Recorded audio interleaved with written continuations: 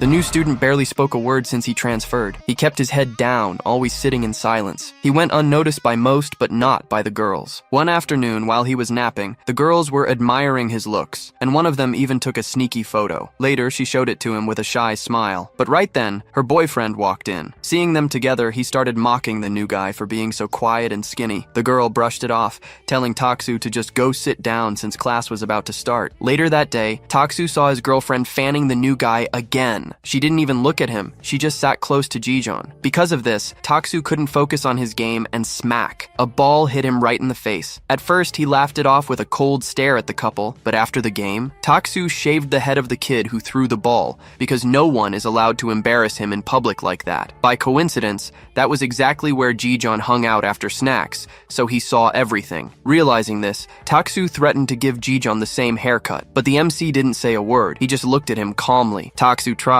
but he couldn't get a single reaction of fear out of him. So, he backed off, claiming he wouldn't do it just to avoid drama with the girls at school. That night, when Jijeon was on his way home, two students approached him and said the girl's boyfriend wanted to see him. When Jijeon arrived, the boyfriend showed him the girl's phone. Her wallpaper was the photo she had taken of Jijeon. She played it down, saying it meant nothing, and that Jijeon should just leave. The boyfriend, enraged, suddenly slapped her hard, knocking her to the ground. "Why are you on his side instead of mine?" he shouted. She stood her ground. "You call yourself my boyfriend, but you are always out partying with other girls." Furious, he kicked her in the stomach. Just as he raised his hand to strike her again, Jijeon intervened and blocked the blow. The boyfriend punched Jijeon with all his might, but it had no effect. When he attacked again, Jijeon quickly dodged and delivered a powerful punch that knocked him to the ground. Everyone around fell silent, stunned. The other bullies charged at Jijeon, but he took them down one by one. Then, he turned to the boyfriend and began striking him repeatedly until the girl intervened and stopped him. It was at that moment she realized that the quiet boy wasn't just silent, he carried a hidden darkness inside him. Just as she was leaving school, she witnessed a disturbing scene. The boys were cornering Jijeon, dragging him by force to meet Taksu. She stood there for a moment, watching from a distance, trying to piece the situation together, but she couldn't just walk away. Making a quick decision, she decided to trail them. Gripping her umbrella tight, she sprinted to the corner and ducked into a hiding spot to watch. Peeking, she saw Jijeon delivering punches and kicks to all the boys. He seemed like an out-of-control animal, while the boys desperately screamed for him to stop. Aryam was paralyzed, witnessing that terrifying scene. As he left, the boy, visibly stunned by what had happened, passed by the spot where the girl was hiding under her umbrella. They stared at each other for a brief moment. She then offered him shelter under her umbrella. However, Jijeon just turned his back on her and left, drenched in the rain. The next morning at school, the students noticed Taksu's absence early on. However, his absence was not uncommon. Jijeon's absence, however, attracted more attention. Yena's friend was sad, feeling that without Jijeon, everything seemed empty. While they were thinking about the boy a little distance away, the boy who witnessed Jijeon beating up the bullies was recounting the events to a man. The man, surprised to discover that Taksu had been beaten and was now hospitalized, questioned the boy about his friend's condition. The boy replied that Taksu would need to be hospitalized for a while due to facial fractures, and that he didn't want visitors because he found the situation embarrassing. He also mentioned that 4 people were injured. The man then asked who would be the individual capable of defeating Taksu in terms of physical strength. The boy revealed that it was a guy named Jijeon, a transfer student who didn't speak, which is why no one knew anything about him. The man seemed dismayed to learn that 4 people had lost to an unknown young man. One of the man's henchmen grabbed the boy by the neck, questioning if he was hiding to avoid getting scratched. He replied that he simply didn't approach because he considered 5 against 1 unfair, and that's why he didn't intervene. The henchman threw the boy against the wall, while what appeared to be the boss asked where Jijeon had been transferred from. The boy replied that no one knew because Jijeon never spoke, literally. The corpulent man slapped the boy, calling him useless. He then asked if this Jijeon possessed any striking characteristics, something they could identify immediately. Somewhat embarrassed, he replied that Jijeon was so handsome he won favors from girls, with a model-like style, and also seemed to be rich. As he expounded on the young man's charm, the corpulent man hit him again, asking if he was in love with the boy. Meanwhile, the boss was simply trying to understand the story of that silent and mysterious transfer student named Jijeon, a fighter with an attractive appearance. That was a rare commodity. The man became absorbed, reflecting on how attractive Jijeon was. The next day, back at school in his normal routine, Jijeon headed to the lockers to put away his belongings. The boy was there, spying on him. He had received orders to investigate what kind of person Jijeon was. Facing the boss's furious look, he had simply agreed that he should investigate the guy. lie. However, when it came time to fulfill the task, he regretted being in that situation. Ji-sun opened his locker, which was practically empty. The phone lying inside began to vibrate, receiving messages. He picked up the phone to check the texts,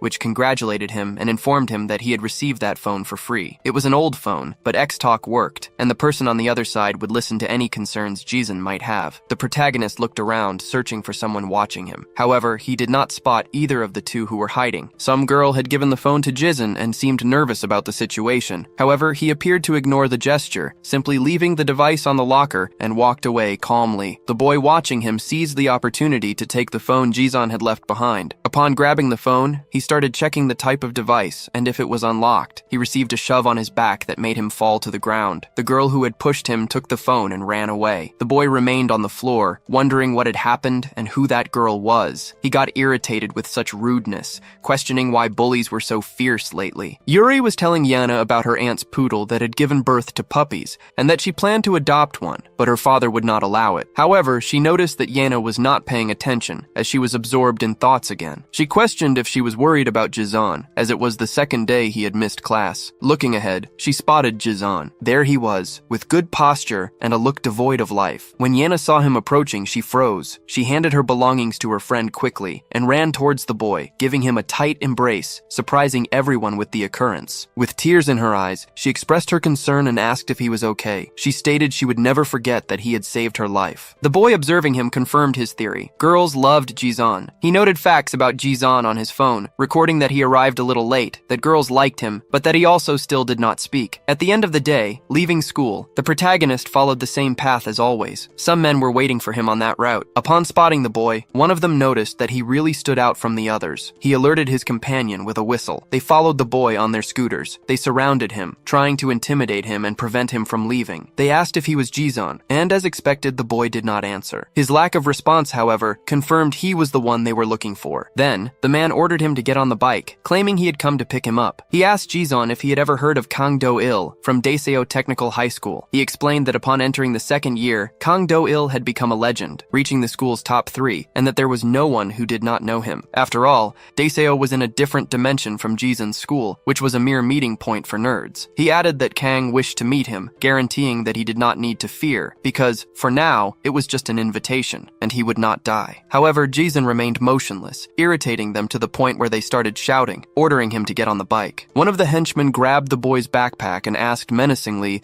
if he preferred to get on the bike after being unable to walk, or if he would get on while they were still being nice. Ji-sun, however, simply dropped the backpack and continued on his way. That enraged the attackers, who quickly set off in pursuit of Ji-sun. The boy ducked into the first narrow alley he found. One of the men, trying to follow him, missed the turn and hit the wall. The other, however, continued the chase. Not even a gigantic staircase stopped the pursuer, who quickly rode up it with the motorcycle. When he was about to catch Ji-sun halfway up the staircase, the boy, with a simple kick to one of the trash bags, lifted it and threw it at the motorcycle rider. This sent him tumbling down the stairs, motorcycle and all, landing on top of the other henchman, who had just arrived after his wall accident. Witnessing the motorcycle fall down the stairs, one of the henchmen asked the other, perplexed, "What did you do?" Both got up and ran, trying to catch the boy who was already getting away. They saw him turn another narrow corner and quickened their pace to reach him. However, upon reaching the spot where Ji-sun had turned, they found themselves facing another gigantic staircase. Halfway up it, they spotted a fleeing boy. When they finally managed to catch him and turn him around, they realized it wasn't the same person they were chasing. This enraged them even more. Aggressively, they unleashed their anger on the unknown boy, simply for being there at the wrong time. As they cursed and assaulted the young boy, Ji-sun watched them from the rooftops and left without being noticed again. Back at the thug's base, the men reported that they had failed to capture Ji-sun. The short-tempered fat man cursed them for their incompetence and kicked them. Both claimed that the boy had fled through an alley that looked more like a labyrinth, making his capture impossible. The boss, Kang Do-il, said his anxiety grew with each passing moment. He asked Seung-min if he had discovered anything about Ji-sun. Seung-min, handing over his phone, stated he had investigated as much as he could. Kang Do-il read the only 3 pieces of information Seung-min had noted down and, enraged, asked, "Is this what you call an investigation?" The fat man then forced Seung-min to lie down with the other 3. The boss ordered them to let Seung-min go, but that the next day he should bring Ji-sun to the back gate after school. He asked Seung-min, "Can you complete the task?" and ordered Daishik to take responsibility for the boy's capture. He concluded, saying he needed to meet Ji-sun by the next day. The fat man complied with the orders, while Seung-min became increasingly shocked, realizing realizing he was getting more and more entangled in the situation. The next day, early in the morning, Sung-min was buying 2 sodas when a friend approached asking, "Is one of them for me?" Sung-min denied it, saying, "No, there's no reason for that." And his friend asked, "Who is the drink for then?" Seeing Jisun pass by, Sung-min understood that this was his opportunity. He went after him, approaching from behind to greet him. He asked, "Are you okay?" and offered him a soda. He explained, "I want to clarify things because it might have seemed like I was part of Taksu's gang, but I only hung out with them a few times." He continued, "And on the day of the fight, I felt very invigorated seeing Taksu getting beaten without being able to react. That took a huge weight off my shoulders, and that's why I'm here to thank you." Jisun, however, paid him no attention at all and simply went on his way. This was already expected from someone like Jisun, and now Sung-min wondered how he would manage to take him to the back gate. Nevertheless, his fear of the fat man served as his motivation. The day passed, and lunchtime arrived. Everyone left the classroom to eat, but Jisun continued sleeping in the room for a while longer. As Jisun got up, Sung-min watched him, hidden by the door. He then realized why he had never seen Jisun in the cafeteria. He prepared his lunch separately. Jisun went to the same spot where he always ate lunch, and as he sat on the bench, found his phone again, with a message asking, "Is today's lunch bread again?" Then, Jisun noticed someone crouching to hide. The one trying to talk to him via phone was Ariam. Taking advantage of him holding the device,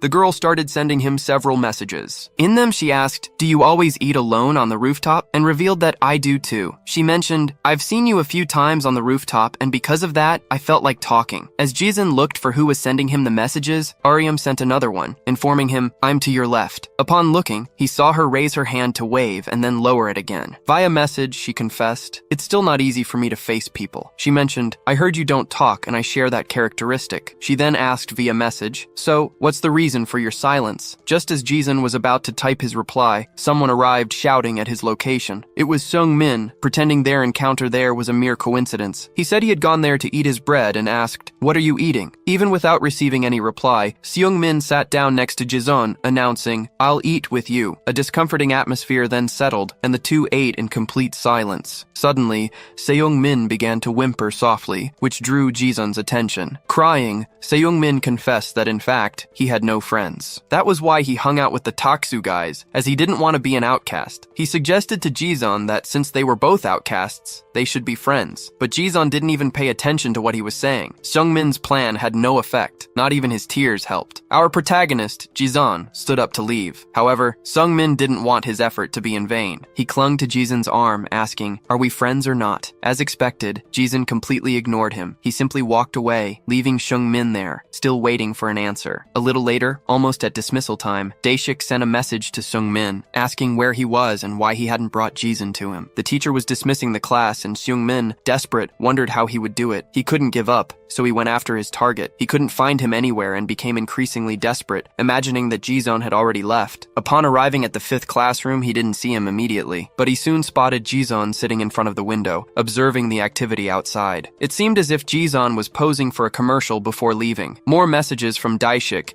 asking how long he would take, motivated Sung-min to act quickly. Sung-min then called Jisun over to talk. He said he had called his mother, telling her he had made a friend, and that she had been very happy, and that she had asked him to bring his new friend to her workplace so she could meet him. He then asked, "Can you come with me, just to pretend to be my friend?" Sung-min thought that by using his mother as bait, Jisun wouldn't be able to refuse, and he waited for Jisun's answer. Since Jisun said nothing, Sung-min went up to him to lead him, guiding Jisun where he was supposed to go. He said, "To get to my mom's work, we'll have to go through the back gate. It'll be faster." Sung-min knew that in that neighborhood, if someone was naive, they wouldn't survive for long. He took the opportunity to inform Daeshik that they were going through the back gate. Discreetly, Daeshik passed by Jisun and bumped into him quite forcefully. Jisun lost his balance and was about to fall to the ground, but Daeshik held him by his backpack strap, saying, "You should be careful," he added. "If you give up easily, there's no reason the boss should have waited so long." He threw Jisun against the wall like a sack of trash. "It's a pleasure to meet the silent one." He grabbed him by the neck and stated, "Your face might be handsome, but your skills, from what I see, are nothing special." Jisun placed his foot on Daeshik's chest and pushed him back, freeing himself from his hands. When Jisun landed on the ground, the cell phone he had won slipped from his pocket, rolling towards a nearby drain. Daeshik lunged at him again, questioning, "Is that all you've got?" A punch was thrown, and Jisun defended it with his arms. However, the impact made him slide backward, bringing him closer to a drain. Quickly, Jisun seized the opportunity to grab his cell phone, which was on the edge, preventing it from falling in. Full of hatred, Daeshik bellowed, "I'll annihilate you with the next blow." Jisun Jizon, the young man, promptly stood up, ready for the duel. Daishik then taunted, questioning, "Can you, with your skinny body, withstand a fight with such a weight difference?" Meanwhile, the other boy, watching from afar, felt guilty for having brought Jizon to that place, fearing that the fatty, Daishik, would easily defeat him. Next, Daishik lunged at Jizon, challenging him to try and block the impending attack. However, the young man cleverly used his backpack as a shield. Still, the impact threw him backward, making him collide with the wall. Daishik showed surprise at the use of the backpack for defense and admitted that Jizon was smarter than he looked. Jizon quickly emptied his backpack. Daishik then ran towards him, shouting that such a trick wouldn't work again. As he delivered the blow, Jizon masterfully dodged it. In a swift move, he used the backpack strap to loop around Daishik's leg, pulling with all his might to destabilize him. The chubby guy was thrown to the ground like a sack of potatoes. Daishik remained stunned, not understanding what had just happened. As he tried to get up,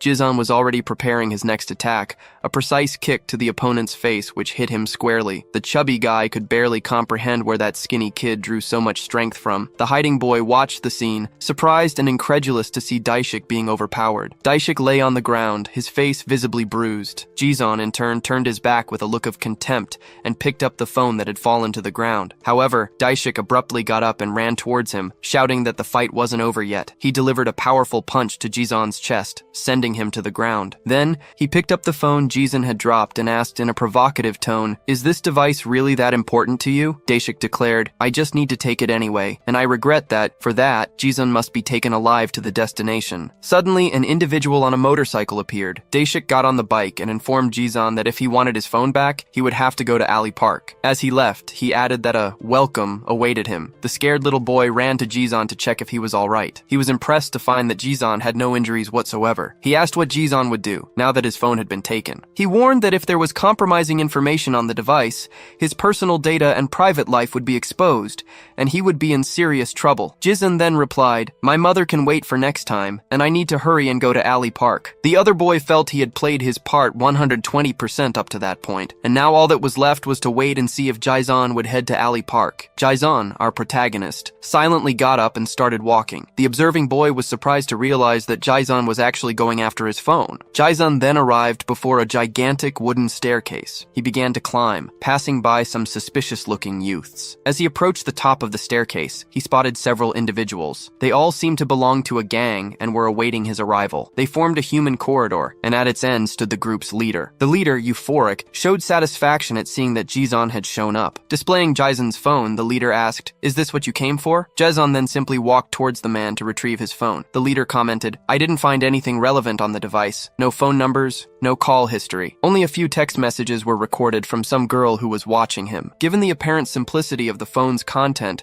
and surprised that Jizon had come so far just for it, the leader asked, intrigued, "What does this really mean?" Jizon stopped before him and extended his hand, asking for his phone back. The boss questioned, "Is it a girlfriend or perhaps something just starting?" Confessing that this story made him quite curious. Frustrated with the situation or the lack of answers, the leader sent a message, informing that he had moved some things quickly. Meanwhile, elsewhere, Ariam was receiving some messages. The message, sent from the cell phone number Jizon had given the girl, instructed her to go to Alley Park, promising that if she showed up, she would become his girlfriend. If she went there after reading that text, it would be a clear sign of her great affection for Jizon. The boss declared, "If Jizon and the girl become a couple, you should present me with a sweet treat later." Jizon did not utter a single word, keeping his hand extended, awaiting the return of his cell phone. The assailant asked, "Do you truly desire that?" and added that his henchman had found some difficulty in bringing him to that location. That infamous Taksu had always been excessively reckless, and the boss predicted that sooner or later he would end up in trouble. However, despite everything, they had been classmates in elementary school. Then he questioned, "Are you willing to face the consequences?" The boy, however, remained silent, which brought a smile to the boss's face, impressed by his unwavering and mute demeanor. The boss then promised, "If you can withstand my henchman, I will return your cell phone," he explained. As a transfer student, Jizon, you probably are unaware of the ferocity of the hierarchy disputes in this neighborhood. By confronting Taksu, he had, in fact,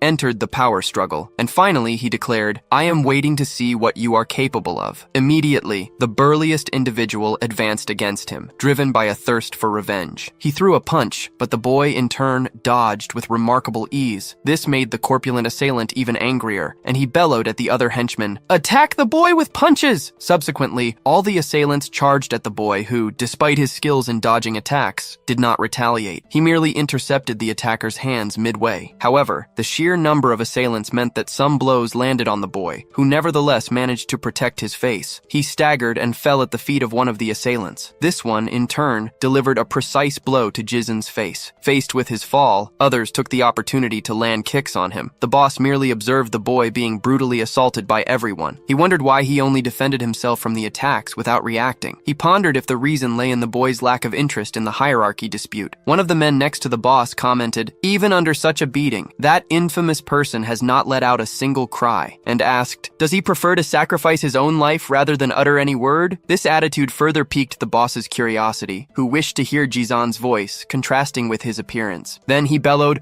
"Whoever makes the boy scream will receive a pair of limited edition Nike Air Jordan kicks as a prize." This promise further incited the gang of youths to intensify their aggressions against Jisun. Incessant blows were delivered, while Jisun persisted only in defense. The boss then roared, "Jisun, show your true capability and prove yourself to be a rare item." At that moment, Daishik appeared, ordering the others to step back. He kicked the boy and, in a challenging tone, asked where the momentum Jisun had displayed moments before had gone. The protagonist then fell to the ground, his face visibly disfigured. One of the aggressors, taking advantage of Jisun's fall, picked up a large rock. Addressing the boss, he declared he would make that wretch scream. He added that he had never liked Jisun's looks, and that this would settle the matter. However, the boss intervened, kicking the young man's hand to make him drop the stone. "Do you wish for death, debasing yourself to such an extent?" The boss grabbed Jisun by the shirt, lifting him to his own face level. "Why do you seem to enjoy the blows? What are you trying to hide?" He stated that the situation would not cease until Jisun proved his true worth. "This won't stop until you prove your true worth." The young man who had betrayed Jisun to the group hid, watching what they were doing to him. As expected, that gang proved to be on a higher level than Taksu's gang. As he pondered the situation, he spotted Arayam approaching the scene. At that moment, the cell phone in the gang boss's hands vibrated. Upon checking the received message, it read, "Let Jisun go." Immediately, the boss searched with his eyes, trying to identify the sender, and he spotted the girl standing holding her cell phone. He told Jisun that perhaps now he would gain the motivation to fight as his potential girlfriend was present. "Maybe now you'll find the motivation to fight since your potential girlfriend is here." With a simple nod, the boss ordered one of his henchmen to approach the girl, and, waving his phone,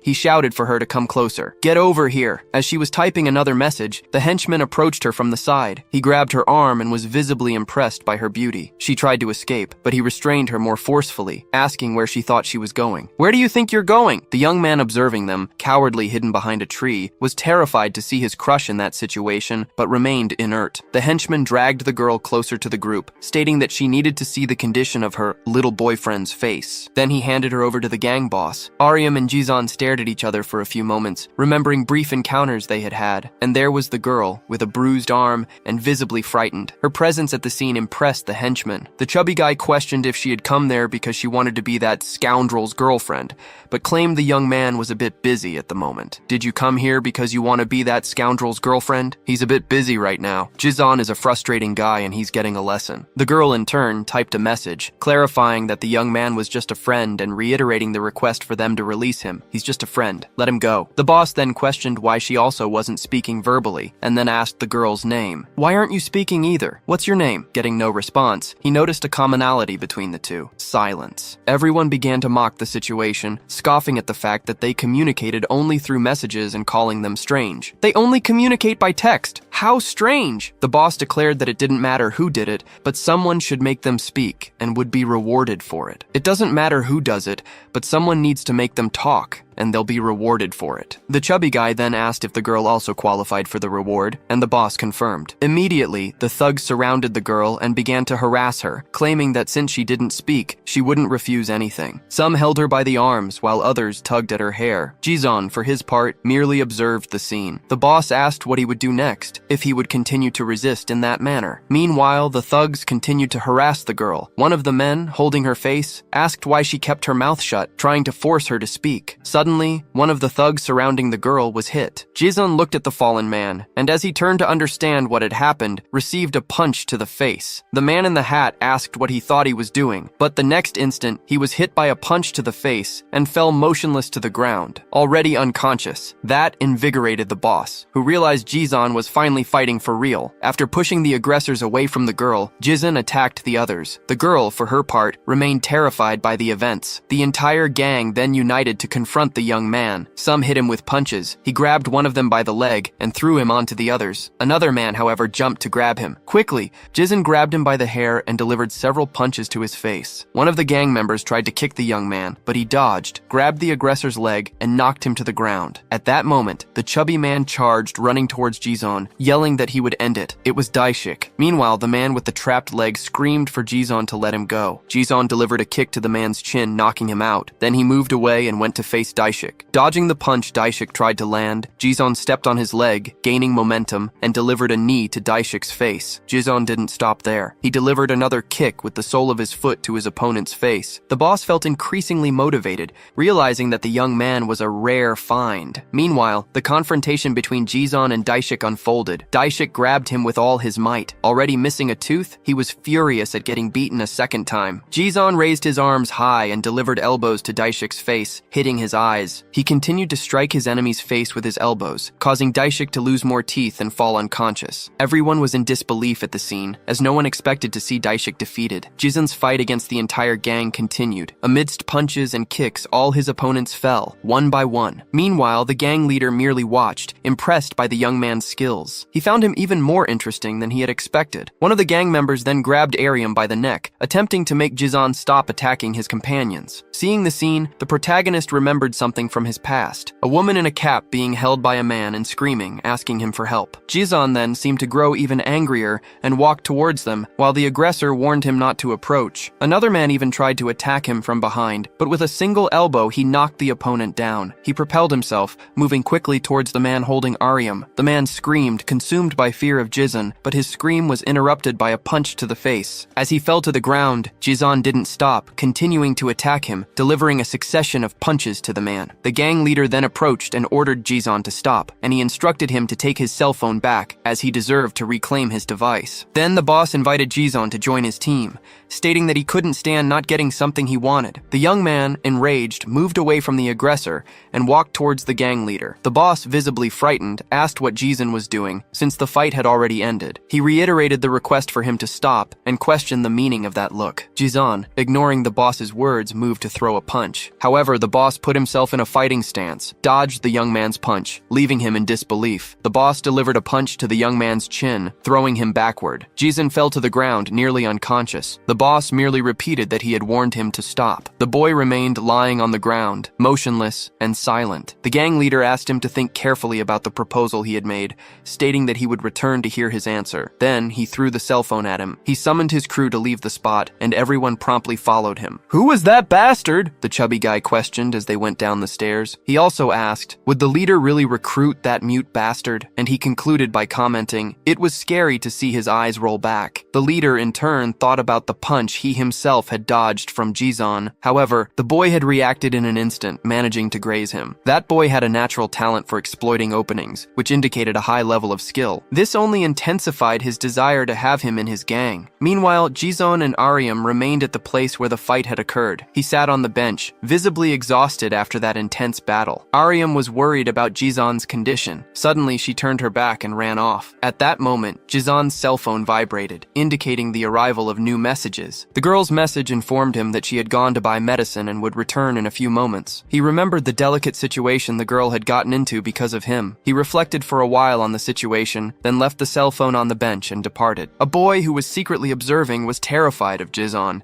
as he believed that if the fight had been one-on-one from the start, he would have defeated all his opponents. Finally, someone remarkable had transferred to his school. As he passed the bench, he spotted a cell phone and recognized that it belonged to Jizun. Reading the messages, he understood that Arayam had sent them to Jizun. He also realized that she harbored feelings for him. Then, he spotted the girl in the distance, returning with the medicine for Jizun. He reflected on what he should do in that situation. Acting like the coward he was, he decided to run away from there. When the girl arrived at the bench, she found neither Jizun nor any sign of him. The boy kept running until he was a considerable considerable distance away. As he ran, the cell phone he had picked up vibrated with incoming messages. They were messages from Ariam, saying she had bought the medicine, but that he had left before her return, and asking if his injuries were okay. Seung-min was surprised by Jison's apparent coldness, as the girl was very worried, and Jison hadn't even taken the phone. Seung-min remained undecided about what he should do. The girl kept sending messages, stating her name and the class she was in. She thanked him for helping her, and asked if they could talk gradually from then on. Seung-min was tormented by indecision. Should he reply to her, or just ignore the messages? He pondered whether he should pretend to be Jison, even if only for a moment. Suddenly, a message arrived on the girl's cell phone. She was astonished to have received a reply. It was a simple, short yes to her question. The next day, Seung-min was showing the footage to his friend. The images showed Jison fighting the entire gang alone. His friend asked, "Was that the guy you called unlucky?" Seung-min confirmed, expressing his surprise at having witnessed the scene live. The friend commented, "After that, Jison will gain great popularity." Seung-min was irritated because his crush Ariam seemed to like that bastard, and on top of that, Jison was rejecting the girl, which left Seung-min clueless about what to do. As Seung-min was lost in thought, his friend said, "If we post that on YouTube, the video will get millions of views, so I'm taking the video." The friend ran off and Seung-min followed, asking, "Give me back the phone!" As he ran, he bumped into a guy, knocking off the guy's tie clip, and quickly apologized. He had bumped into Kim Jin-woo, a second-year student and the second most prominent person at Baekdong High. Recognizing the guy, Seung-min quickly bent down to pick up the fallen clip and said, "I'll fix it again." Trembling, he put it back in its place. The guy slapped Seung-min's face, then turned his back and left. The burly guy accompanying Kim Jin-woo told Seung-min, "Behave yourself." Seung-min's friend asked if he was okay, and Seung-min, annoyed, replied that he had gotten beaten up because of him. His friend commented that getting away with just one slap was incredible, as that bastard was famous for his aggressiveness. They were all insane fighters, he concluded. His friend then drew his attention to something more important. Yena approached Jison, asking what had happened, given the number of bandages on his face. The protagonist's growing popularity irritated Seung-min. Ariam and Yena were clearly enchanted by him. Speaking of Ariam, she was also walking by. Seung-min tried to approach the girl, trying to show sympathy, but she paid him no mind and just went on her way. As expected, to get close to her, he would have to get close to Jison. While Seung-min was thinking about how he would approach the girl, his friend was hidden with his phone, posting the video of Jison's fight against the gang on YouTube. The boys were teasing the boy whose hair had been shaved by Taksu. They drew a face on the back of his head and said he looked more handsome now. Gogumon was sad about all that mockery, but the teasing wasn't over yet. One of the boys said that from that moment on, he should only walk backward. Afraid of getting beaten up, the boy did as he was told. He walked without knowing where he was going, guided by the two boys. Suddenly, the ground under his feet ran out and he lost his balance, starting to fall down the stairs. As he was about to hit the ground on his back,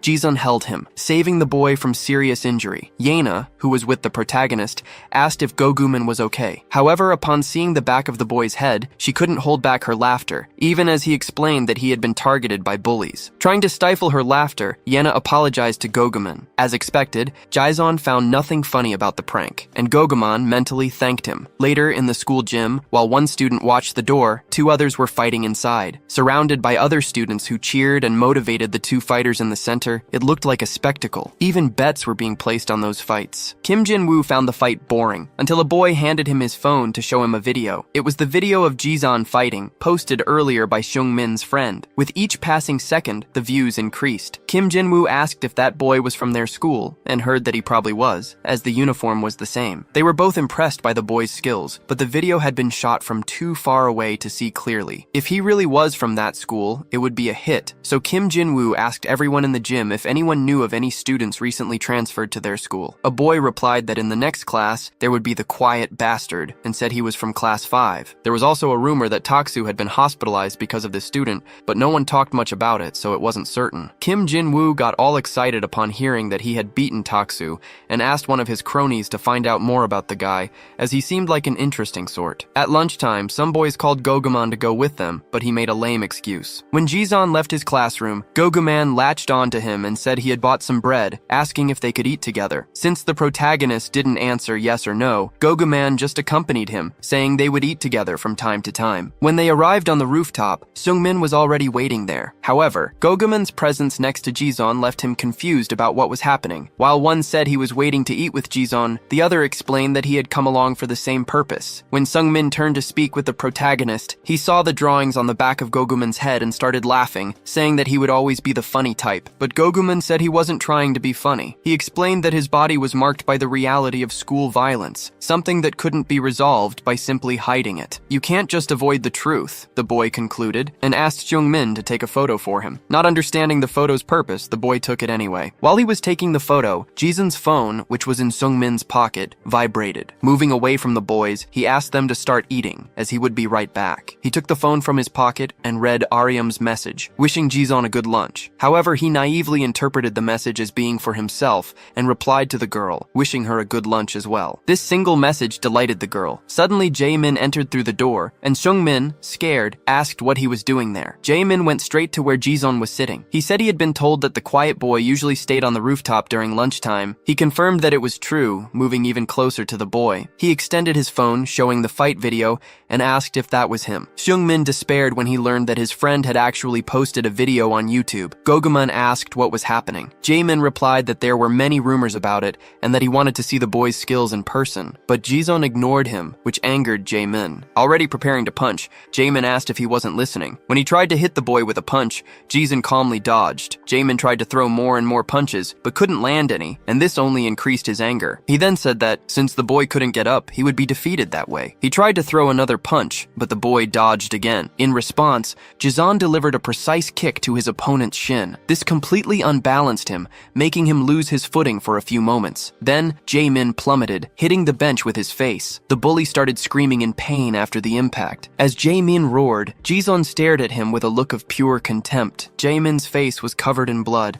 as the impact against the bench had fractured his nose. As he stared at Jison, Jaemin felt an overwhelming aura emanate from the boy. Overcome with fear, he fled immediately. The other two who witnessed the scene were impressed by the speed of his escape. Goguman, perplexed, asked Jison what he was, as he considered his nature unusual. Sungmin then revealed that it was Jison who had hospitalized Taksu. This revelation only increased Goguman's admiration for Jison. However, Sungmin warned that the fact that Jaemin had come looking for him was dangerous. He explained that Jaemin belonged to Kim Jinwoo's gang, and that Kim Jinwoo, upon identifying skills in someone, would drag them into forced confrontations. Now, it seemed Jison had become his target. Sungmin also mentioned hearing that some individuals volunteered to fight for money, and that someone like Jison could easily earn a fortune. Goguman, indignant, questioned what kind of nonsense he was spouting, and since Jison didn't communicate verbally, stated that he would refuse the offer on his behalf. He inferred that Jison didn't seem to have an appreciation for fights, or for imposing his strength. Goguman then self-proclaimed himself Jison's voice, claiming that, being friends now, he had the right to act in his stead. Sungmin, however, questioned the genuineness of that friendship,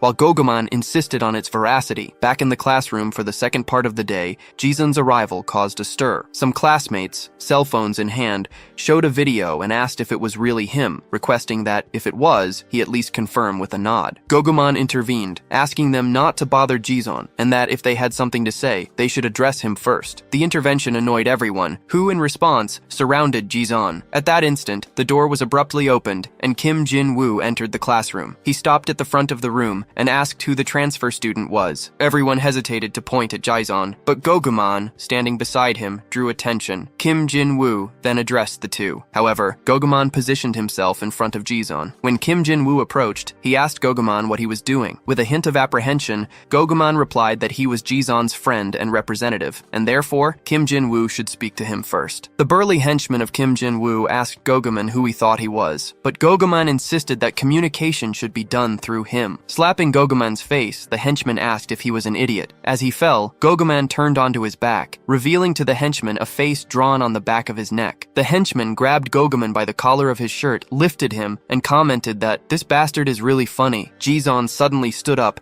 as if propelled by an internal force. Kim Jin-woo asked, "Are you the bastard who broke Jaemin's nose?" Receiving no response, Kim Jin-woo handed him a business card and asked if Jison had ever heard of his academy. He mentioned having sent Jaemin to invite him, but since he was unsuccessful, he decided to come personally. Noticing the boy's lack of enthusiasm, Kim Jin-woo tried another strategy, asking, "Do you like making money?" Then Goguman stood up, interrupting their conversation. He stated that Jison had no interest in fighting and would not go to the arena. Kim Jin-woo Jin-woo, fed up with the idiot's interruption, kicked Goguman in the chest, sending him flying backward. Goguman fell awkwardly onto the chairs, crashing into them. Kim Jin-woo advanced on him and questioned, "Don't you know when not to butt in?" He also asked, "Why are you acting like a fool by getting between us?" He yelled at him to stay still and shut up. He then began to stomp on Goguman, who was lying on the ground. While Kim Jin-woo was stomping on Goguman, Jizun touched his shoulder, making him turn around. The two stared at each other for a few seconds. Kim Jin-woo told him to get your hand off my shoulder because I hate it when something or someone touches my body. Jizun gripped his shirt more tightly, visibly surprising Kim Jin-woo. The burly henchman advanced towards Jizun, demanding that he get your filthy hands off Kim Jin-woo. Jizun easily dodged the henchman's punch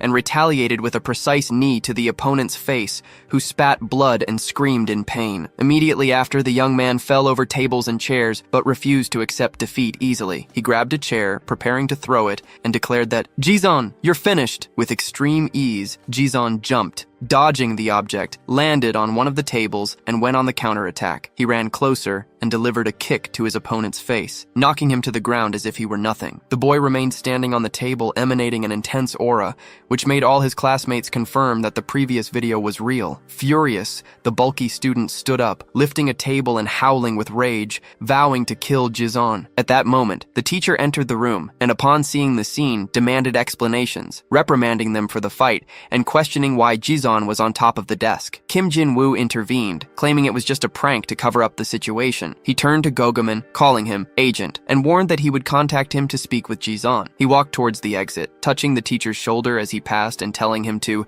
start the class. Later, after classes ended, Goguman recounted to Seung-min what had happened, describing the situation as a movie scene where they couldn't even touch Jizun. Seung-min regretted not having witnessed the event live and asked why Jizun had not left yet. Goguman explained that the teacher had asked him to stay, even though he hadn't started the fight. The conflict occurred within the school, which could cause problems. While the two speculated about their classmates' fate, the teacher offered Jizun green tea in the staff room. Although the taste was not popular among young people, it served as a pretext for the conversation. The teacher commented that the atmosphere of that institution was very different from Jizun's previous school. He revealed that when the boy's father announced the transfer to that place, he was against it, fearing that adaptation would be difficult, especially knowing that Jizun didn't speak. However, he felt grateful for the trust placed in him. The teacher continued, recalling that the last time he had seen Jizun was about 4 years ago, when he was still in elementary school. He vividly remembered seeing the boy training with incredible and energetic movements. At that time, Jizun's father introduced him as a friend, and the boy greeted him very politely. The teacher found it impressive that the father had transformed part of the house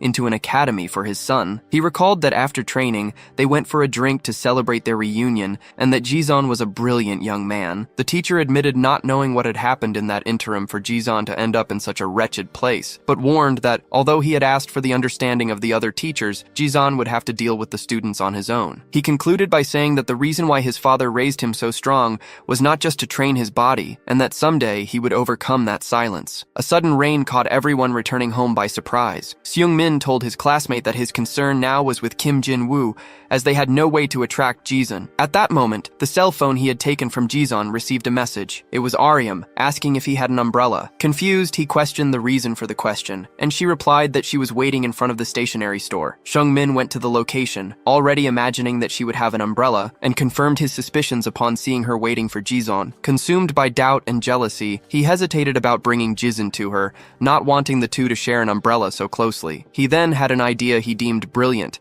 and rushed to get the boy and put his plan into action. Aryam waited a little longer until she heard Seung-min approaching with Jizun. Feigning surprise, Seung-min remarked to his friend that he also didn't have an umbrella. Upon seeing Aryam, he pretended not to know why she was there. The girl searched her backpack, pulled out a spare umbrella, and offered it to Jizun. Seung-min's plan seemed to be failing, but he didn't give up. Even noticing that her eyes and heart were set on Jizun, he intercepted the gesture. He took the umbrella, thanking her gently, and fabricated that he and Jizun had somewhere to go, a new gaming center on Main Street. Seizing the opportunity, he invited her to to come along. Meanwhile, Gogumon ran home trying to escape the rain. As he passed through an alley, he was intercepted by two guys, Jae-min, whose nose had been broken by Jae-sun, and the burly student who got beaten in the classroom. Frightened, Gogumon asked what they wanted. Jae-min replied that since he called himself the boy's agent, they had a message to send to Jae-sun. Two assailants beat the boy, aiming to send a message to Jae-sun. Jae-min stated that they would meet again and demanded that the young boy repeat his words. With difficulty, the boy replied that the message was for Jae-sun to participate. One of the men assaulted him again, ordering him to respond properly. Already in tears, the boy assured them he would talk to Jae-sun. The aggressor then asked if he knew what quick access penalty meant, threatening him with death. At that moment, Kim Jin-woo appeared, interceding for the boy and asking the aggressor to go easy. Jin-woo took one of the business cards and handed it to the boy. He instructed the young boy to tell Jizun that he would be very welcome to enter the combat kennel. Then, the three left, leaving the boy injured and abandoned. Meanwhile, Seung-min was at the newly opened gaming club, playing with our protagonist. While Seung-min played with enthusiasm, the protagonist seemed indifferent. With skills he deemed unparalleled, Seung-min tried his utmost to impress Aryum. However, while he considered himself the best player, Jae-sun scored a point against him. The boy tried to hide his surprise, acting as if everything was under control, and returned to the game with a renewed thirst for victory. The protagonist, in turn, played with impressive ease, scoring another point effortlessly. Surprised by his friend's skills, Seung-min with renewed confidence declared that he wouldn't go easy from that moment on. Nevertheless, the match ended with an overwhelming score of 13-0. Jae-sun didn't allow his opponent to score even a single point. Seung-min invited Aryum to play a match, hoping she would experience Jae-sun's indifference and, consequently, become thoroughly disgusted with him. The two started the match, characterized by subtle touches and a not-too-fast pace, until Aryum scored her first point, which made Seung-min furious with his friend, questioning where the skillful player from before had gone. The girl, visibly committed, scored another point. Next, they headed to the claw machines, where Seung-min believed he would have better luck. However, after several unsuccessful attempts,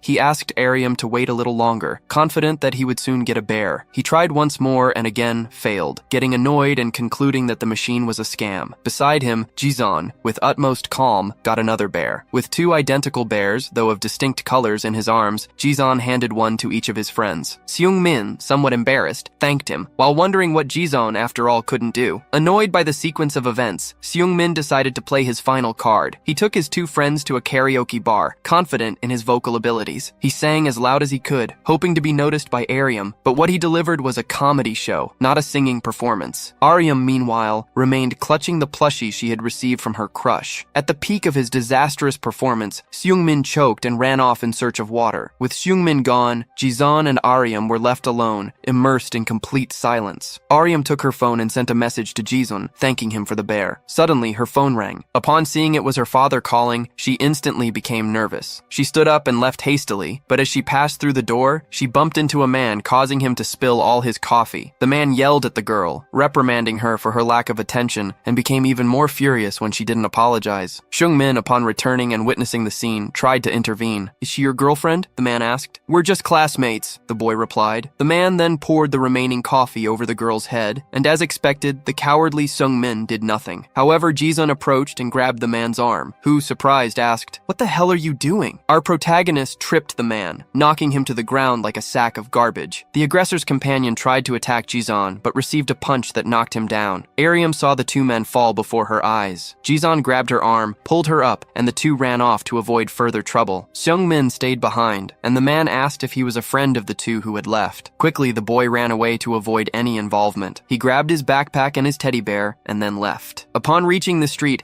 he spotted the two hurrying down the stairs. He shouted to try and get their attention, but got no response. They simply went on their way. Watching them from afar, Seung-min felt fascinated by the harmony they displayed together. Jae-sun had rescued Aryum in a moment of danger, while Seung-min saw himself only as a cowardly loser. To the girl, he was nothing more than an ordinary NPC. Head down, he was walking home, disappointed with himself, when someone called his name. It was Gogumon, sprawled in a corner, visibly injured. The boy approached and asked what had happened. With tears in his eyes, Gogumon lamented not being qualified or capable of becoming a spokesperson for Jae-sun. Seung-min asked if he had been beaten by Jinwoo's gang. Gogumon confirmed, revealing that his fear had prevented him from fulfilling the promise to make Jae-sun participate in the dogfight. Seung-min realized that Gogumon was no different from him. Both lived the lives of cowardly losers. He helped the boy up and walked him towards his house. "What should we do now?" Gogumon asked. Seung-min replied that if Jae-sun considered the them friends, he would help them. Meanwhile, the two, walking hand in hand, reached a certain point, and Jizon let go of Aryam's arm. They then walked side by side. She took an umbrella and covered them so they wouldn't get wet from the falling rain. Yina, who was nearby, saw the two walking very close together. Noticing their closeness, she was speechless. "Has something happened?" her friend asked. She feigned nonchalance. "It's nothing." Her friend then hurried them along as the others were waiting. Yena went on her way, still with the image of the two walking together in her mind. At that moment, Aryam's phone vibrated with more notifications, but she ignored them, continuing on her way. Upon reaching her apartment building, she stopped and took out her phone. She texted Jizon that this was her residence, handed him the umbrella, and said goodbye. She ran off, skipping and euphoric, for having experienced that moment with her crush. As Jizon turned to leave, he felt someone touch his shoulder. Turning around, he saw her phone displaying the message, "Thank you very much for today," and Aryam was smiling, holding the device. The girl ran back home, entered the elevator, and went up a few floors watching Jizon walk away. However, the sound of a lighter flicking open startled her. Looking to the side, she saw a man smoking a cigarette, staring at her. "What kind of nonsense is that?" he asked. Aryam remained silent, head bowed. The next day, back at high school, Seung-min reprimanded Goguman for betraying Jizon. The boy deeply regretted what had happened. "I deserve death," he said. Seung-min continued to verbally assault and humiliate him,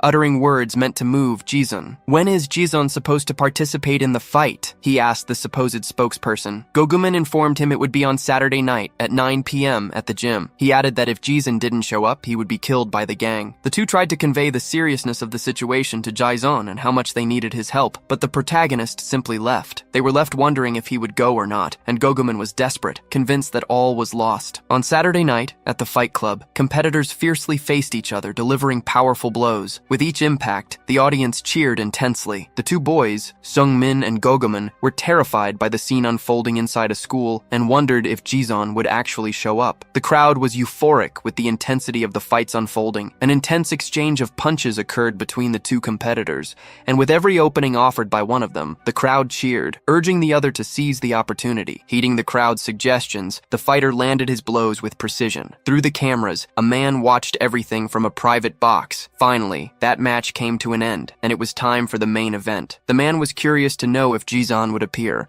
because although he considered him a quiet and gentle young man, he knew that in reality, he was a fighter. He pondered on whom to bet, Lee Tae-sung or Jizon. Despite his curiosity about the transfer student's abilities, it was clear he should bet on Tae-sung, as that athlete was a true hunting dog. Suddenly, the phone rang. Upon answering, the man was informed that there was a student at the gate who wasn't answering questions. The teacher knew it was Jizon, and therefore simply instructed that he be let in. Peering through the window and spotting the young man arriving, he was convinced that his courage was commendable, the courage of a sacrificial lamb. The fight that was ongoing came to an end, with Min Chul as the winner. Kim Jin-woo wanted to know where Jizon was as the main fight was approaching. His henchmen intimidated other young people to find out if Jizon would attend, warning that in his absence, the two would have to fight Tae-sung. At that moment, the gym door opened. All eyes turned to it, curious to see who had arrived. There he was, Jizon, the transfer student. Everyone was incredulous at his presence, and even his two friends were astonished by his arrival. They approached to greet the young man for coming to save them. Kim Jin-woo said Jizon had arrived punctually, like a ghost, and that he had been waiting for him for a long time. He stated that if Jizon won, those who bet on him would win the jackpot. However, only 10% of people had bet on his name. He added that he himself had also placed a bet on Jizon. In his eyes, Jizon was a hunt-hungry bastard. He asked the young man to show his full potential that day. The two main fighters stood face to face, staring at each other,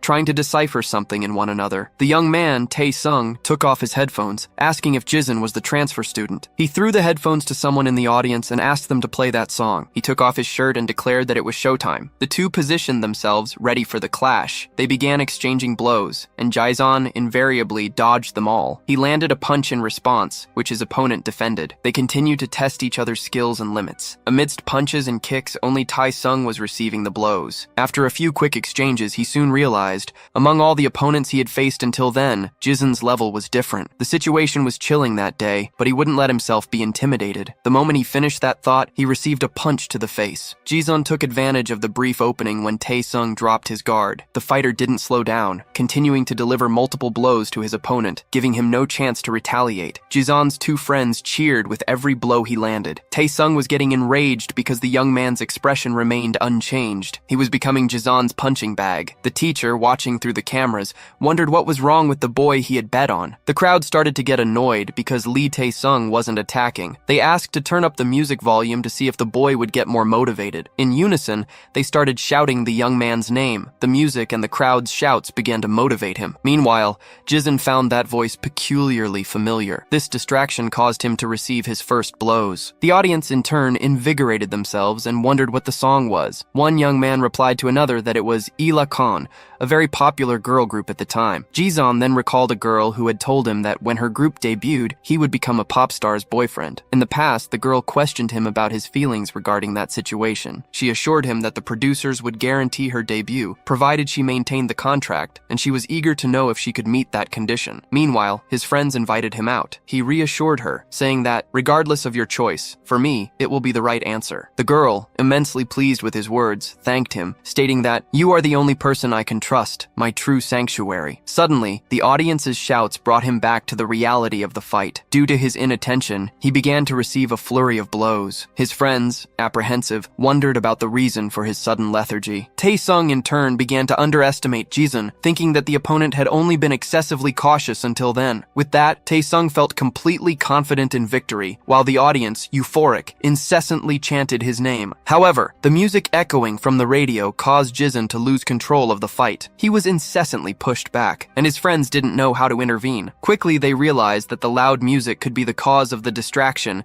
and headed to the source to ask them to turn down the volume. The boy, however, replied rudely, "Mind your own business." Sung-min then argued that Jizun can't concentrate because of the music. In response, they mocked him, stating that the quiet one didn't have enough strength to win. At that moment, Gogumin grabbed the speaker and ran off. Although they tried to stop him, he managed to turn off the music. In the protagonist's mind, scenes from the past paraded. The girl broke up with him, declaring that, "I no longer wish to be involved." She announced that, "From this moment on, we will no longer see each other," claiming to be fed up with the situation. She turned her back and left, leaving him calling out to her. He called out to her desperately until he was restrained and removed from the premises by security guards. While Jizun was lost in his memories, Tae-sung continued to land blows. Victory seemed imminent. He only needed a few more strikes to finish the fight, and so he did, hitting Jizun with additional blows. Jizun fell to his knees on the ground, still with the image of the girl in his mind. Just as Tae-sung prepared for the final blow, aiming to end the match, all spectators believed the fight had come to an end. However, upon sensing the imminent kick, Jizun dodged with surprising agility. His mind seemed to have reconfigured, and he fully re-energized his body, furiously charging at his opponent. He landed a devastating punch to Tae-sung's face, which sent him forcefully to the ground. The crowd was shocked by such force. Jizun didn't stop. He kicked his opponent's face again. The rival spat blood, desperate, not understanding what was happening. Kim Jin-woo had already realized the outcome of the fight was sealed. Jizun's fans cheered, while the rest of the audience fell silent. Tae-sung was completely disoriented, as he had dominated the match seconds earlier, but now he was being kicked as if he meant nothing. Jizun displayed a terrifying gaze and aura. Lying on the ground, his opponent pleaded for him to stop. However, the protagonist ignored the pleas and kicked his opponent's face once more, continuing to deliver repeated kicks. Then, everyone began to question what he was doing, fearing he might kill his opponent if he continued that way. Jizun, however, seemed possessed by a blind rage. Those present inquired Kim Jin-woo if Jizun wouldn't end up killing his opponent, should he continue with that intensity. However, instead of showing concern, he seemed pleased with the young man's bloodlust. He rejoiced, imagining that Jizun would be a box office success,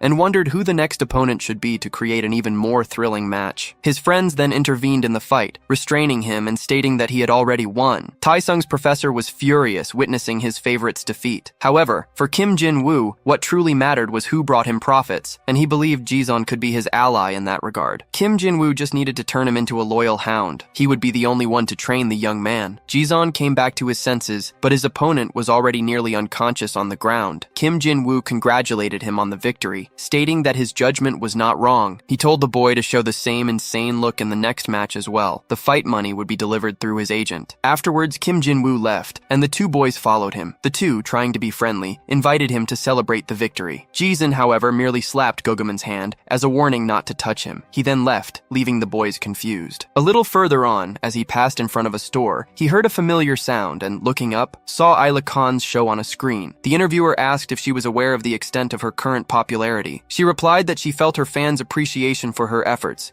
even in her moments of weakness, and thanked them. Sung-min and Gogumin, who were still following the boy, became curious curious as to why he had stopped to watch the report on Ilacon. They then remembered that Jizon had been acting strangely ever since he heard her music. They concluded that he was a hater of hers and couldn't imagine the singer having detractors. Seung-min was astonished to discover that Gogumon was a fan of the singer. He scorned him, saying he had expected such a thing from him. However, he himself revealed that he was also a fan of the band. Sometime later, Jizon arrived at the beach. The two boys continued to follow him there. The protagonist sat on a bench and gazed at the sea. Seung-min asked Gogumon if they shouldn't go talk to Jizon, but Gogumon said it wasn't a good idea. Seung-min insisted, arguing that if they were friends, they should do something. Gogumon said he had someone in mind who could comfort him, and he became thoughtful, pondering whether or not he should do it. While Ariam was already asleep, her cell phone started ringing. She woke up and saw Jizon's message, inviting her to go to the beach in front of the lighthouse. The girl got dressed and tried to leave discreetly. She passed by her father, slumped over the table, asleep after drinking too much. Suddenly, he started cursing the air, and the girl got scared, but it was just a dream, and soon after, he fell asleep again. She managed to leave the house to meet her crush. On the beach, Gogumon asked who Seung-min had contacted, and the latter replied that it was a girl. Gogumon was surprised to learn that Seung-min was sending messages to girls. Seung-min explained that, in fact, Ariam didn't know it was him sending the messages, and that was the phone she had given to Jizon, as she wished to communicate with him through that device. However, when he took the cell phone, he replied to some messages pretending to be Jizon, and deep down, he knew he should return the device, but he couldn't. Gogumon put his hand on Seung-min's shoulder and asked if he liked her. Seung-min replied that he used to like her, but that now he knew his proper place. Gogumon then gave him a push and told him to return the cell phone quickly. Seung-min walked to Jizon, who was still sitting on the bench, and handed him the phone. He apologized and confessed that he had pretended to be him for a while. He also said that he had sent one last message and asked Jizon not to reject Ariam. As he walked away, he said that the two made a beautiful couple. Upon checking the phone, Jizon saw a message from the girl informing him that she was almost arriving. And, for the first time, he felt nervous about the situation. At that moment, Ariam arrived running to meet her beloved. As soon as she arrived, Gogumon, who was hidden, admired the girl's beauty. While Gogumon said that the two were a good match, Seung-min lamented having lost the girl of his dreams. Gogumon said it was already late, and they should leave. He invited Seung-min to sleep at his house and play video games. The two left to leave the lovebirds alone. The silence predominated in the place, broken only by the sound of the sea. Ariam typed a message saying she was surprised to receive it, and she waited for a response from the boy. Jizon replied that he was thinking of her. She tried to start a conversation about the sound of the waves, but he only replied with an emoji. The girl asked if he went there often, and he said it was the first time. Jizon asked what time she usually slept, and Ariam replied that at 10 o'clock and that, in fact, she was already sleeping when she saw the message. He stood up and said he would accompany her home, but the girl held his arm and said she didn't want to go home. He neither retorted nor disagreed. He simply acceded to her request. He went to the soda machine to get something for both of them to drink. She thanked him for his kindness, and he then inquired about her reluctance to leave. The girl revealed that her home felt like a prison. She added that she had been surprised to receive his message that day, recalling that the last time he had only sent a good night. That previous message had also caught her off guard, as he had suddenly sent it. Jizon checked his phone, confirming the goodnight message from the day before. However, it was Seung-min who had sent it, a fact Jizon chose not to mention. The girl continued, explaining that she was going through a very difficult time that day, but that message sounded like a small word of encouragement, urging her to hang in there. She felt very grateful at that moment. Then, she decided to ask the boy a question, wondering why he wasn't speaking. He began to ponder the reasons, immersed in his memories. His ex-girlfriend seemed to have abandoned him. As security guards prevented him from passing and threatened him with arrest,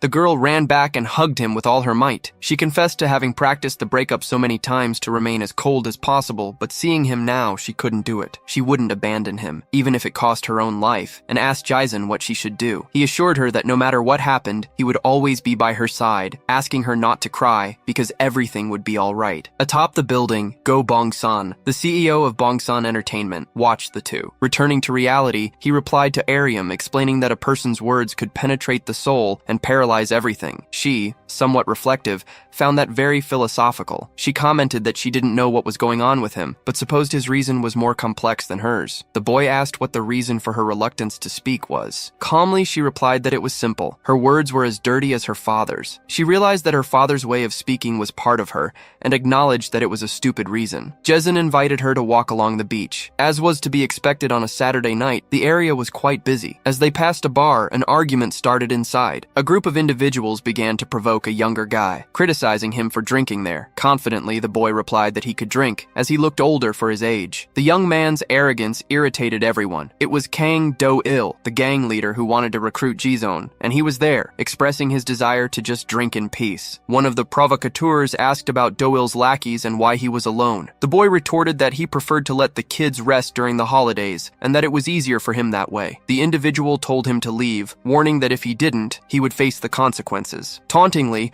Do-il asked if the seniors from Daeseo High had bullied him to harbor so much hatred. They called him petty for being stuck in his ideas. One of them knocked everything off the table, showing a strong desire to assault him. Kang Do-il, standing up and kicking the table onto the floor, declared that first of all, he had never been afraid of getting beaten up. Everyone inside and in the street realized that a fight was imminent. The 1-on-4 fistfight began. Kang Do-il seemed to be playing a fighting game with children, until, in the middle of his moves, his gaze met Jizun's blue hair. He smiled and exclaimed, "It's a pleasure to see you here. I'm so happy to see my friend." The guy commented that he was about to visit him, but fate had arranged that meeting right there. He hugged Jizun, who didn't understand anything, stating that it was the work of destiny. However, the brawlers who were fighting in the bar ran out and questioned if Jizun was part of the same gang as him. The guy retorted, asking if they couldn't perceive the connection just by looking, and affirmed that he and Jizun were friends. The thugs, however, didn't care one bit about this supposed friendship. Immediately, Jizun positioned Aryam behind him to protect her. The group attacked with hatred,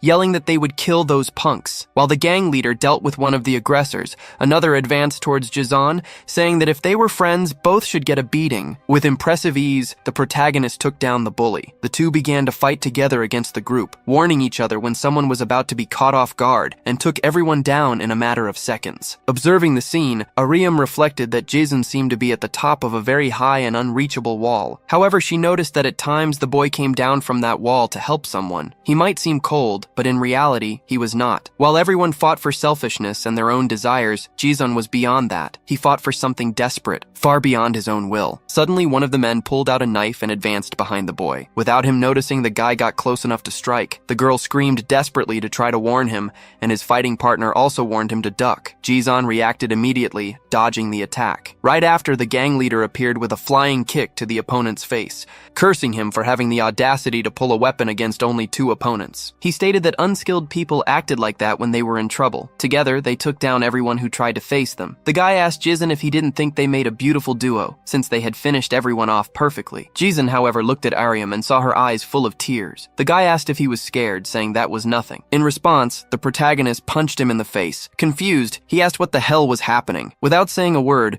Jizun punched him in the stomach again, knocking him down. On the ground, the guy confessed that he set it all up just to see Jizun fight for real. When the protagonist threatened to end the matter right there, the boy raised his hands in surrender, saying he didn't want to fight him because they were on the same side now. He apologized for how it was done, explaining it was just a test and that Jizun passed with flying colors. Then, he asked Jizun to become his friend and join his gang. The boy, however, just turned his back and walked away with Aryam. The other guy followed them, commenting that the two seemed quite intimate to be together at that time of night. He said he was satisfied because he felt he played some role in that event. He stated that since he owed Jizun one for the help, he would show them a place to rest instead of wandering aimlessly. The two were undecided but ended up accepting. The guy took them to a comic book library. He called the attendant, who was sleeping deeply without a sense of time, to serve his new customers. He commented that he had never seen those faces there, and Doyle replied that they were his new friends. The attendant noted that his type of friends had changed, since these were good-looking. He told them to sit wherever they wanted and offered extra time on the house. While Doyle was registering the two, the scene changed to Aryam's house. The girl's father woke up from his deep sleep. Upon getting up, he noticed the open door. He went to his daughter's room and saw she wasn't there. He started looking for her through the whole house, getting desperate upon not finding the girl anywhere. Doyle revealed that this was his secret hideout, a place he used to relax at any time. He would grant them two special permissions, as he didn't usually allow anyone to enter. He asked if such a gesture settled his debt with the boy. He urged them to relax and read a manhwa. He said goodbye, announcing he would take a nap, lay down in a corner, and fell asleep. In silence, Jizun picked up his phone and asked Aryam if she was scared. Aryam replied no, that she was calm now. She then asked if he wanted to read a manhwa. He accepted, and together they chose a work to start reading. After a few pages and some moments of shyness from the girl, they continued reading quietly for a good while, until the library attendant approached, offering them drinks on the house. He expressed surprise that Doyle had friends like them, mentioning that Doyle actually didn't have real friends, only young people involved in constant fights. Upon handing over the drinks, the two noticed that the attendant was missing part of 2 fingers on his hand. He noticed their surprise and said he was used to it, and that it didn't bother him anymore, although at first, it had been terrible. He added that Doyle still hadn't been able to accept the older man's injury, and explained that Doyle, once an ordinary child, had started to stray from the path after that incident. He apologized for talking so much on their first time there, and asked them to take care of Doyle, as he was a great junior. The hours passed, and the girl fell asleep, leaning on his shoulder. She slept deeply until her phone started ringing. Startled by the noise, she woke up, feeling embarrassed upon realizing she was leaning on Jizun. Checking the phone, she noticed 3 missed calls. She wrote to Jizun, explaining that it was her father calling and she needed to leave. Jizun offered to walk her home. The two went on their way to her house under the beautiful night. They arrived at the building where the girl lived and took the elevator to her apartment door. She thanked him for the hours of freedom she had by his side. Jizun was somewhat confused by her words as she headed to the apartment. As soon as she entered the password to open the door, her father opened it, furious. He shouted, questioning her about the time and how many times he had called her, saying she must have gone crazy to do something like that. Upon seeing her look, he became even more enraged. He struck her across the face and cursed her for staring at him like that, even though she was wrong. With the girl on the floor, he questioned if she did not respect her own father. Grabbing her to pull her inside the house, he asked how she dared to go out without telling her father and what she was doing until that hour. Each time he shouted louder, demanding she answer the questions. Witnessing that scene, Jizun became enraged and went towards them. Upon seeing Jizun, her father was sure that he had been responsible for taking his daughter out of the house during those hours, and promised that today he would not let the boy leave there. The girl then held her father by his clothes with both hands. Her father shouted, ordering her to let go immediately. With tears in her eyes, she looked at Jizun. "Go away!" she screamed. Delivering another blow to the girl's face, the man said he would kill that boy right now. The girl resisted the blows, holding on to her father, while begging Jizun to leave. She screamed for him to simply depart. Jizun then heeded her words and fled. The protagonist began to reflect that he had already learned to run in the past when moving to that city, and that he had also failed to face such a situation before. As Jizun fled, the girl's father continued to rage against her, demanding she let him go. Jizun, however, just took the opportunity and escaped. It was in his nature to run from something he could not face. He closed his eyes as if nothing had happened, struggling to hide in the silence and the dark. Already far from the girl's house, he walked, exhausted and deeply shaken. Finally, he arrived at his home. An old man was kneeling before the Buddha, saying his prayer. Jizun knelt at the doorstep, and the old man, seeing him, commented. "You arrived late," he said. He noted it was the first time Jizun was late like that, and that he must have a lot to think about. The neighborhood where Jizun had moved in search of refuge was the quietest place to live. However, even there, with the passage of time, he had made new friendships, and now he needed to make a choice before all that became more complex. The question was, would he accept it or run once again? Some days passed since that event. The fights continued at school. The fight club was a scene of pure brutality. The winners only stopped the blows when the opponent begged for mercy, and the bullies boasted about beating weaker students. Upon seeing the boys surrender, Jinwoo went furiously to question him about the reason. "You barely started fighting and you already surrender?" he asked. The boy replied then that he had almost no chance and saw no reason to continue fighting, knowing he would lose. Then Kim Jin-woo struck him in the face. "If you are in the ring, you shouldn't have that kind of mentality," he stated. "People like you don't deserve the title of fighter. Don't ever look at my face again." One of the henchmen said that Professor Kim was calling him in the warehouse. In the warehouse, the professor told him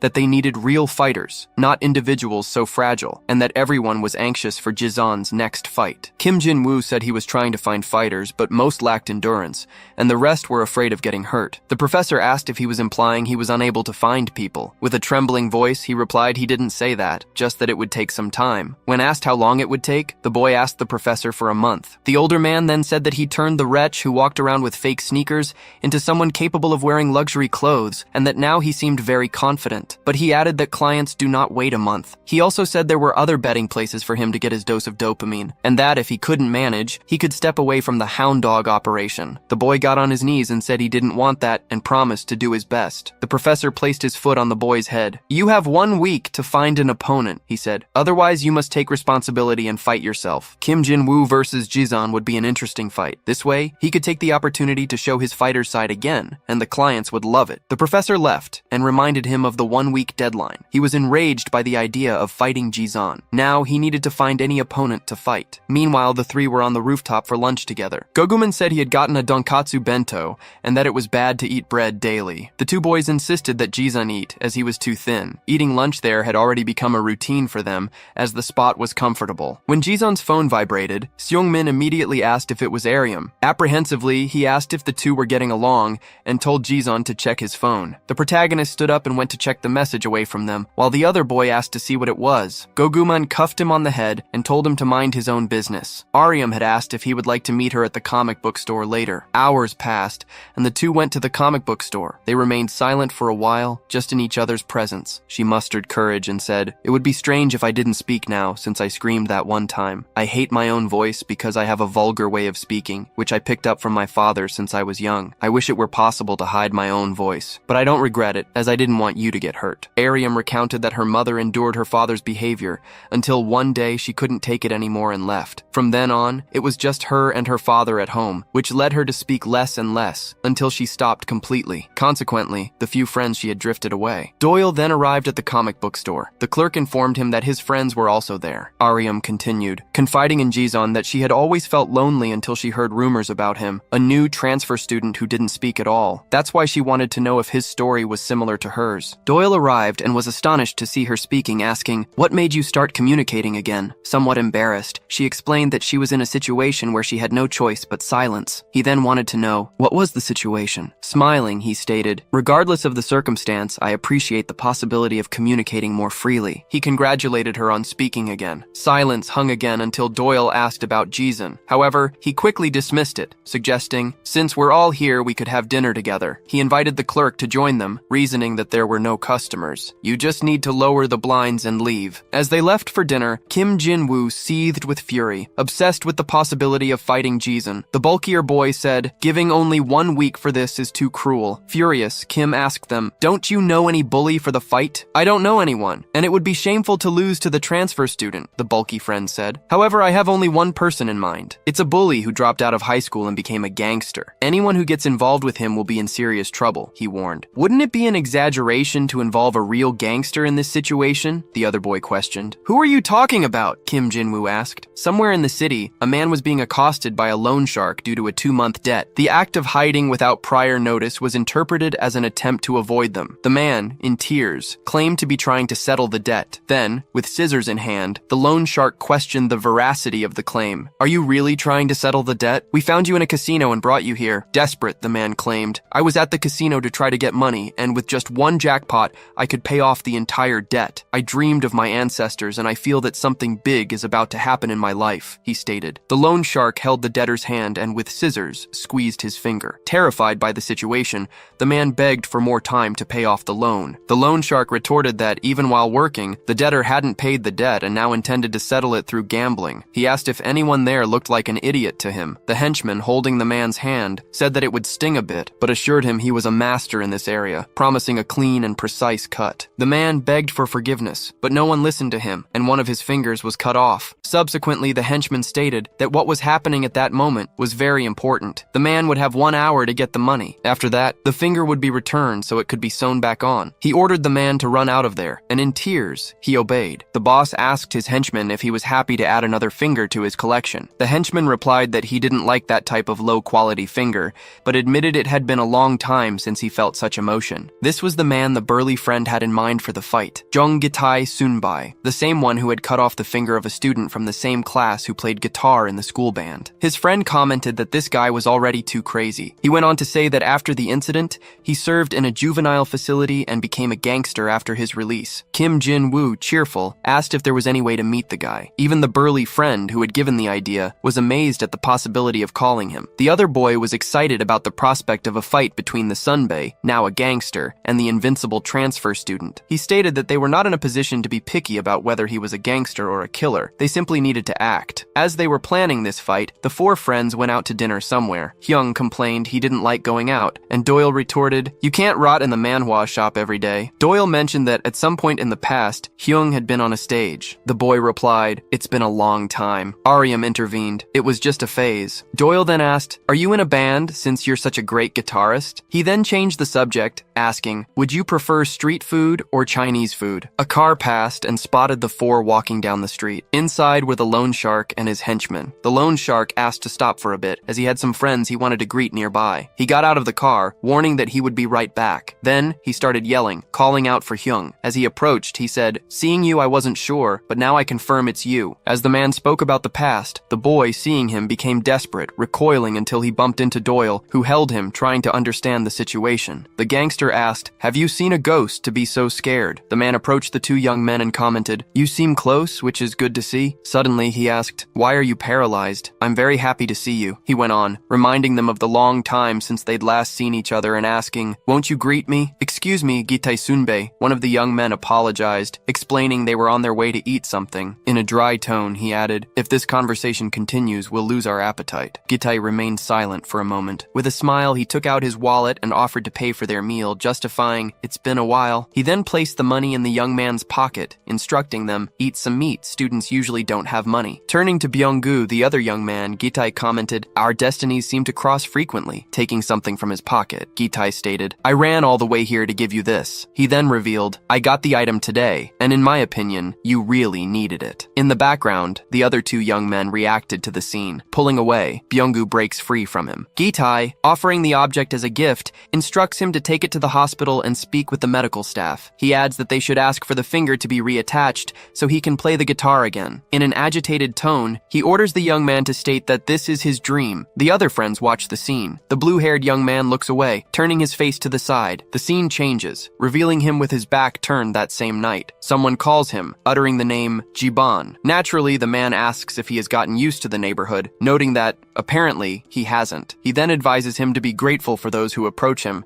as making friends won't be easy. Continuing, he states that these people have crossed the great wall of his silence and assures that they will become precious individuals on his journey. That night, the young man's expression changes. Returning to the present, he grabs Gitai's wrist. Gitai spins his body, turning to face him. The young man, without looking away, stares back at him. Coldly, Gitai questions who the damn fool is who doesn't know how to read the room. Immediately, Jibon tries to grab Gitai, who, in turn, grabs the young man's wrist and questions his audacity in being so arrogant. Holding the young man's hand, Gitai comments that at least his fingers are beautiful, warning him impassively. He says that if he intervenes again, he might lose his own fingers. Releasing the young man's hand, he asks if he was understood. The young man backs away, taking a step back, while Gitai insults him with the expression, "son of a bitch." He questions if the young man is looking for trouble, calling him an arrogant bastard. In the background, a car horn sounds, making him look briefly at the street. Turning to Byung-gu, who has fallen to the ground, he asks what life without dreams is like. With a mocking laugh, Gitai faces the group and wishes them a good meal. Walking nonchalantly, he leaves down the street. On his knees, Byung-gu collapses to the ground. His friend runs to him, shouting, "Bye, Byung-gu Hyung!" Lying on the ground, Byung-gu asks if the others are okay. The group approaches, surrounding him. Getting up, he assures them that all of that is in the past. Stating that he is fine now, Byung-gu suggests they return, as they can eat out another time. The young man with the lip piercing calls him Byung-gu Hyung. On the rooftop, Kang Doyle laments his inaction for having simply frozen. In a desperate cry, he states that he couldn't do anything. In the end, nothing changed. Curious, the girl asks about the identity of that man. The young man answers straightforwardly, "It's Jung Gitae, the man who cut off Byung-gu Hyung's finger while he was playing guitar." Jiban adds that he did it to ruin his friend's dream. It all happened because Byung-gu was merely trying to stop the gang acts of that despicable individual. The scene shifts to the past, revealing a music room. At that moment, Gitae was threatening a girl with a knife, ordering her to shut up before he killed her. Grabbing him from behind, Byung-gu shouts for Jung Gitae to stop. Gitae struggles to break free, ignoring Byung-gu's pleas for him to stop. Then, Gitae attacks him with the knife. Byung-gu raises his hands to his face, trying to block the blow. Gitae spins his body and, turning, questions why on earth he had interfered. Shouting incessantly, he asks why on earth the other person is so meddlesome. Then,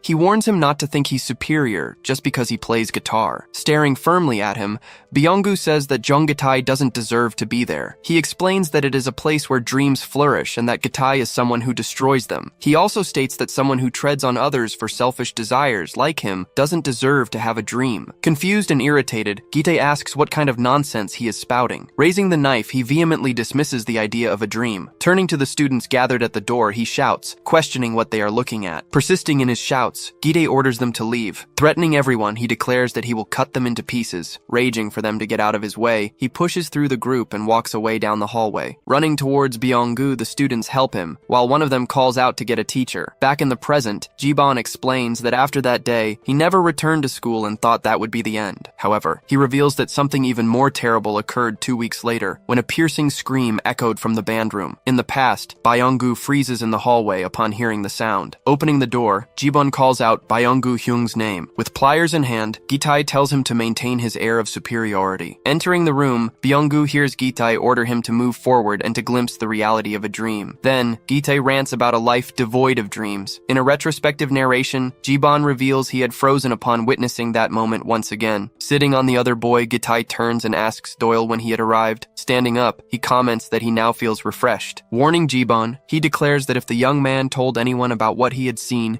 he would meet the same fate. Sliding his hand over the boy's face, Gitai caresses him. He says goodbye and leaves, leaving Jibon behind. Motionless, the young man remains static on the spot. Returning to the present, Jibon explains that Jung Gitai abandoned school after that incident. He continues, narrating that the other boy was sent to a reformatory and there became a gangster. With a bitter voice, Jibon confirms that he now engages in loan sharking for a criminal organization. He then states that the reason he became who he is due to Jung Gitai. Declaring vehemently, Jibon reveals that he swore to himself that a person who destroys another's dream cannot be left free. Kneeling, he cries out that he wished to become stronger, to make the other experience the same suffering Byung-gu endured, but he froze again. Lamenting in a low voice, he confesses to having believed he had become stronger, but that in the end, nothing had changed. The girl asks if that was why he wanted Jibon. In confirmation, Jibon explains that the opponent is a gangster, and for that reason he considered gathering forces. He states that his goal is to subdue him by force and make that bastard pay for his actions. Firmly, Jibon then declares, "That's why I needed Jibon." In silence, Jibon remains motionless for a moment. Later, he walks down the street beside the girl. She comments that she understands the circumstances, but warns him that they are dealing with a gangster. She then asks if revenge against him wouldn't be too dangerous. A specific part of Doyle's story had deeply touched him. The idea that a person who destroys another's dream should not be left free. Walking without diverting his gaze, Jibon concludes that this is not personal revenge, but rather justice. At another moment, a girl reminds Yena that her birthday is approaching, and a classmate asks if she had remembered the date. Yena's classmate then asks if she plans to throw a party and where it will be. She then wants to know if Yena will invite Jibon too. Wondering to herself, Yena ponders if he would feel awkward, but her friend reassures her, saying that he wouldn't ignore her on her birthday. The friend then points to the window, revealing that Jibon is there. Outside, Jibon walks through the courtyard with Areum. One of the girls asks if that isn't Han Areum from the next room, the one who doesn't speak. Two other boys approach and greet them with a good morning. Feeling bothered, Yena questions why Areum is the center of attention. Turning away, she asks why she should care about it. Later, a group of boys asks Jibon to get them school lunch, as the bread doesn't satisfy them. Areum appears at the door, and one of them asks why she is there. Holding a bag, she declares that she wants to have lunch with them. Jibon gives her a look. One of the boys replies, "Of course she can." Then he stares at her and asks if she just spoke, and surprised, questions what happened. Soon the boys admire the packed lunch, asking if she prepared it herself. Areum offers them some of the food, which they readily accept. From a distance, Yena observes the three of them. Elsewhere, Gitai is on the phone with a woman, confirming a deadline and instructing her to transfer the money. After she mentions that her husband is returning, he hangs up, ending the call. Approaching a door, he continues on his way. Gitai finds a business card stuck to the door and picks it up. Entering the place, he announces his return to his boss, while three young men observe him. The young men comment on his strength and the fact that he picked up the card. One of them asks if it's a good idea to recruit a gangster. Another retorts, saying,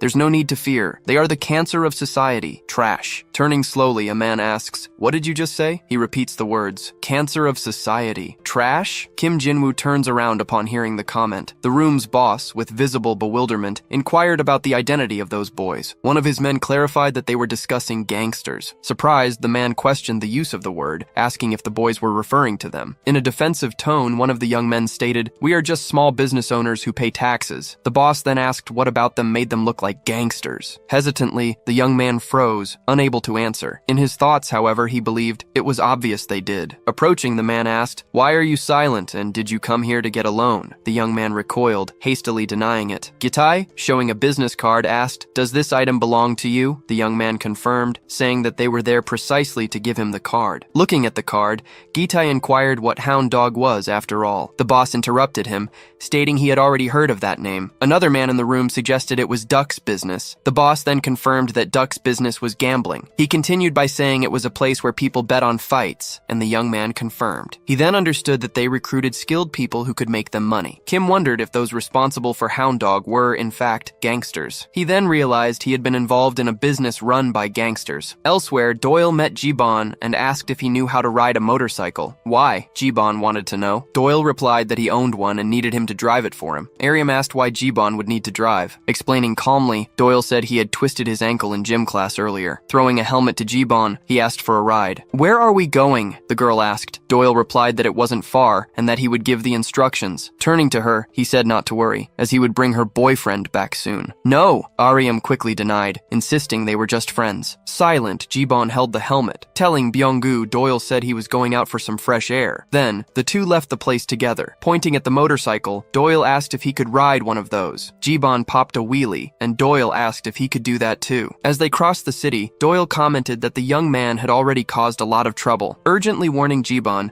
Doyle told him to be careful with the sharp turn ahead and slow down. With absolute precision, Jibon took the turn, and Doyle asked if he had used counter-steering. Perplexed, he questioned who on earth Jibon was. Upon reaching their destination, Doyle asked Jibon to drop him off there. Jibon stared at the establishment's sign. Crouching down, Doyle picked up a piece of brick from the ground. Holding it as if it were a phone, he brought the brick to his ear. Explaining sincerely, Doyle said, "If it weren't for Jibon driving, I would have hesitated and turned back like last time." He further stated, "This is a way to no longer hold back." Understanding the intention, Jibon recognized that it was like a declaration of war. Doyle then said, "That bastard made Byung-gu urinate on himself, and a man who was once a band leader urinated in the middle of the street." He asked Jibon, "Is that something I should just let go?" And he stated, "I need to do at least this." Staring at him with a tense expression, he awaited a response. Back at the office, the boss said, "This place isn't for kids like you." Kim explained that he came after hearing rumors and recognized him as his senior, Jung Gitai. He added that Gitai was the one who had dropped out of school and become a gangster. The young man then explained that they were preparing for the main fight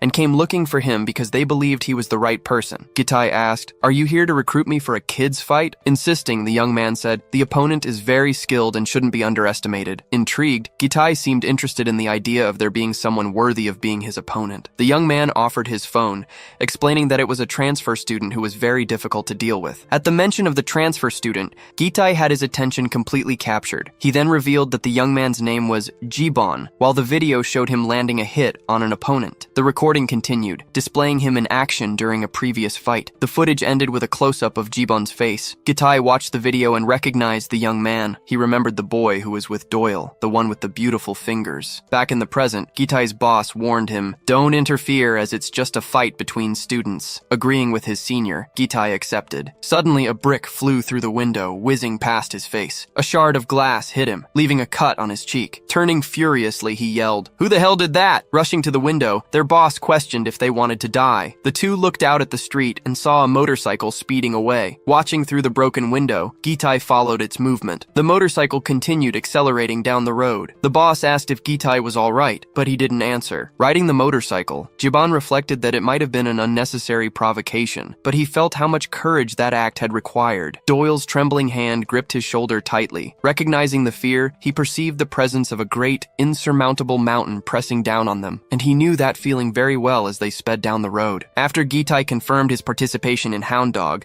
the students thanked him and promised their full commitment to the preparation. However, Gitai imposed his conditions. He would decide the place and time, and they should bring only their best fighter. One of the young men suggested that the school gym would be the original location for the fight, but Gitai reprimanded him, questioning, "What do you imagine me to be to propose a confrontation in a school environment?" The young man quickly agreed to the demands, realizing that the time and place would be changed, and recognizing how strict Gitai was. Next, Gitai asked, "Do you know a certain Kang Doyle?" The student, recognizing the name, explained, "He's one of the bullies from Daesun Industrial High and a freshman." Thoughtfully, Gitai wondered if that punk had grown so much. The young man, in response, added that he had heard Kang Doyle was expanding his influence and questioned, "What's the reason for your sudden interest, Gitai?" With a determined look, Gitai ordered them, "Find the punk's whereabouts," declaring that the boy had a debt to pay. In another setting, Jibon swept the temple courtyard. Interrupting his sweeping for a moment, he greeted his master. The master, receiving the greeting, welcomed the visitors. "Have you come for prayers?" To which Sangmin confirmed, "Yes." Sangmin explained, "My mother mentioned it was the first day of the month, and that it had been a while since our last visit, and she instructed me to pray at the temple." "I agree. That's an excellent initiative," the master said. Surprised, Sangmin questioned Jibon's presence there and asked, "Are you living here?" Sitting down, Sangmin commented, "I thought Jibon lived in the dormitory, and I myself used to visit the temple in my childhood." On the phone, Sangmin informed a friend, Jibon resides at Saboam Temple. He invited the person, "Come over here," who confirmed, "I'm on my way." And then he asked, "Please buy some tasty food." Running up the temple stairs, a man appeared, calling, "Jibon." Sangmin greeted him, while Jibon turned his face to see who had arrived. Behind the man, Aryam stood. The young man explained to Jibon, "I sent a message to Aryam inviting her as well." Aryam nodded slightly upon hearing Sangmin ask, "Are you all right?" In another part of the city, a group of young men inspected a scooter. One of them suggested, "There's a spark plug problem," while another young man, sitting in an armchair, wondered, couldn't the issue be with the coil? One of the men soon proposed, "Let's take the scooter to a mechanic," but another complained, "Think of the cost involved." The young man turned his face, looking to the side. Gitai, adjusting a pair of brass knuckles, commented, "Given the number of men in this group, you'll understand why I'm using this to avoid wasting time." Faced with the provocation, one of the men questioned, "What are you talking about? And who are you?" "I've come to collect a debt," Gitai stated without beating around the bush, but the other demanded, "Identify yourself before any fight." Without warning, Gitai delivered a punch to the man's face. Fallen, the man groaned. "Scared," another group member asked who he was. Instead of answering, Gitai landed another punch on the young man's face. The man collapsed soon after, leaving only the last one standing. The latter, noticing the brass knuckles, commented, "The effect is devastating." Gitai, turning his gaze to the only one left, stated, "The guy would be perfect as a punching bag for practice." The young man, called a piece of shit by Gitai, threatened him, promising to finish him off. Smiling, Gitai said, "Those bastards still haven't understood." Shouting for Gitai to shut up, the man charged forward to attack, yelling, "A guy like him only needs one hit." The man threw a punch but missed when Gitai dodged. Taking advantage of the opening, Gitai struck the opponent's face and immediately followed with another punch. The man stumbled, retreating with a bloodied face. With a smile, Gitai invited him, "Try to hit me." Realizing the difficulty, the man accepted the challenge. With a firm stance, Gitai told him, "Come at me." Declaring that he would show how far a guy who boasted about his own size could go,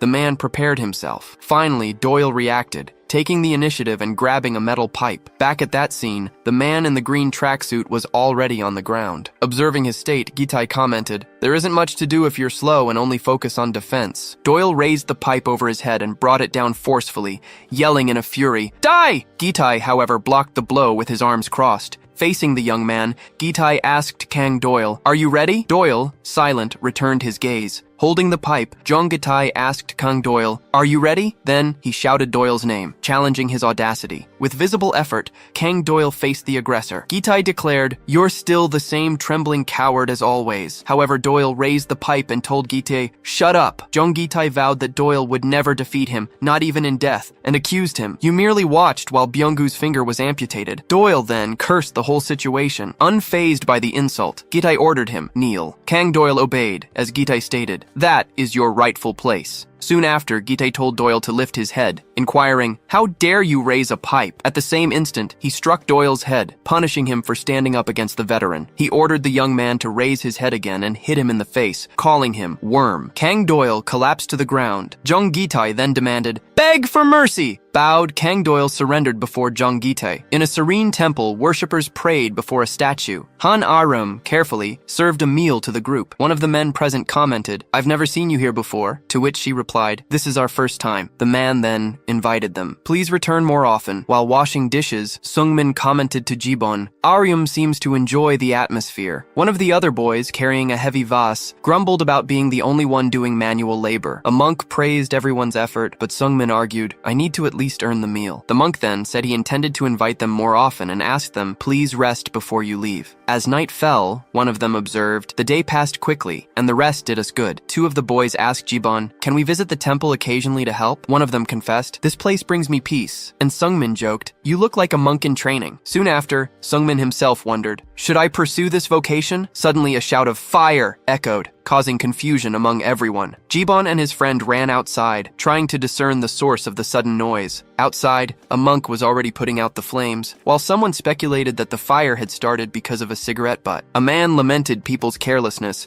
and the monk comforted them, saying, "At least the fire was discovered in time." Next, he tried to calm them, but Sungmin admitted, "I was truly scared." One of the youths commented, "I almost lost 10 years of my life." And Sungmin reiterated, "This could have been a disaster." At that instant, Jibon Jibon noticed something strange. A hound dog business card was stuck to the door. One of the guys pointed at the card, stating it hadn't been there before. At that moment, Kang Doyle appeared injured in a vision, begging Jibon not to come to him. Kang Doyle pleaded incessantly, insisting Jibon not approach him. From inside a car, a man in glasses asked his subordinate if he had already finished organizing the match. From the street, the young man confirmed he had prepared both sides, mentioning the premise of a gangster versus a transfer student. From the back seat, the man in the car checked if the gangster's name was Jong Gi-tae. Asking for a lighter, the woman next to him commented that the gangster came from Decent Industrial Technical School. As the vehicle drove away, the man wanted to know which gang he belonged to, receiving the reply that he was affiliated with the Jeokdo Association. Murmuring to himself, the man repeated the association's name. But the young man on the street interrupted him, stating he knew the man was also under their management. Continuing, the young man stated that Gi-tae wanted to enter the match full of enthusiasm. Questioning the situation, the man wondered if the Jeokdo Association was sending players to boost the game. Soon after, he admitted there was no way to refuse,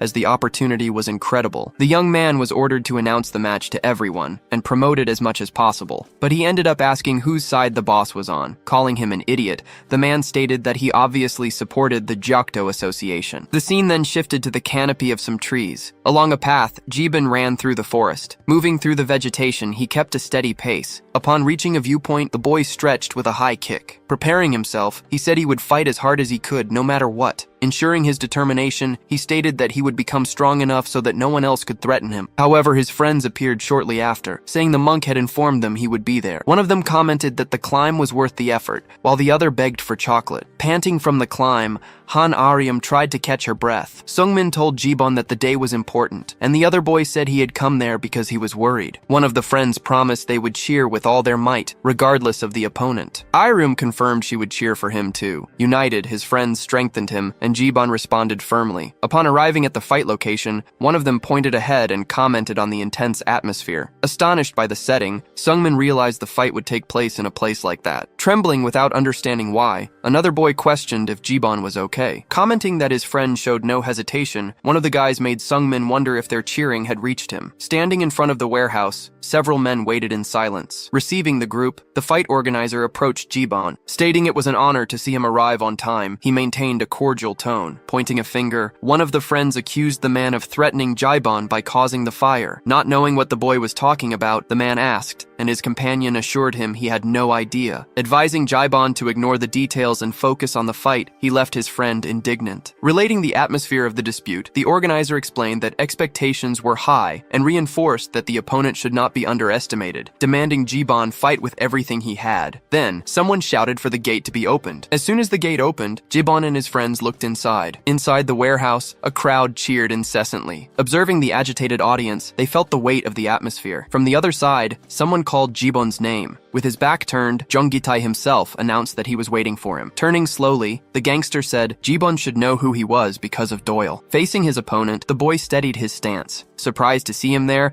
Aryum reacted, and Sungmin asked if she knew that person. Revealing the truth, one of the boys said that Jong Gi-tae was a gangster, shocking the group. Declaring it was time to finish what they had started that day, Gi-tae showed confidence. But first, he announced a special guest who would make Jibon happy to see. When something was revealed, both Jibon and Aryum stared at the scene, holding their breath. Chained in the center, Kang Doyle stated that Jibon shouldn't have come, as he didn't want to be seen that way. Repeating the request, he insisted Jibon leave. Covering her mouth, Aryum called out for Doyle in despair. Confused, his friends asked what was happening and why he was like that. Questioning coldly, Jong Gi-tae asked Jibon if he knew the reason Doyle was in that situation. Silent before the scene, Jibon couldn't answer. Promising revenge for all he had suffered, Jong Gi-tae inquired if Jibon truly wished to protect that man. He revealed that the key to the chains was in his pocket, and promised to hand it over if he was defeated, but he imposed a condition for himself if he won. Jibon's friends, scared by the proposition, reacted immediately. Calmly, Gi-tae declared that none of them were interested in money. Next, he announced that if he won, he would take 2 of Jibon's fingers and challenged him to accept it. Horrified, his friends deemed the condition absurd. Trying to prevent the confrontation,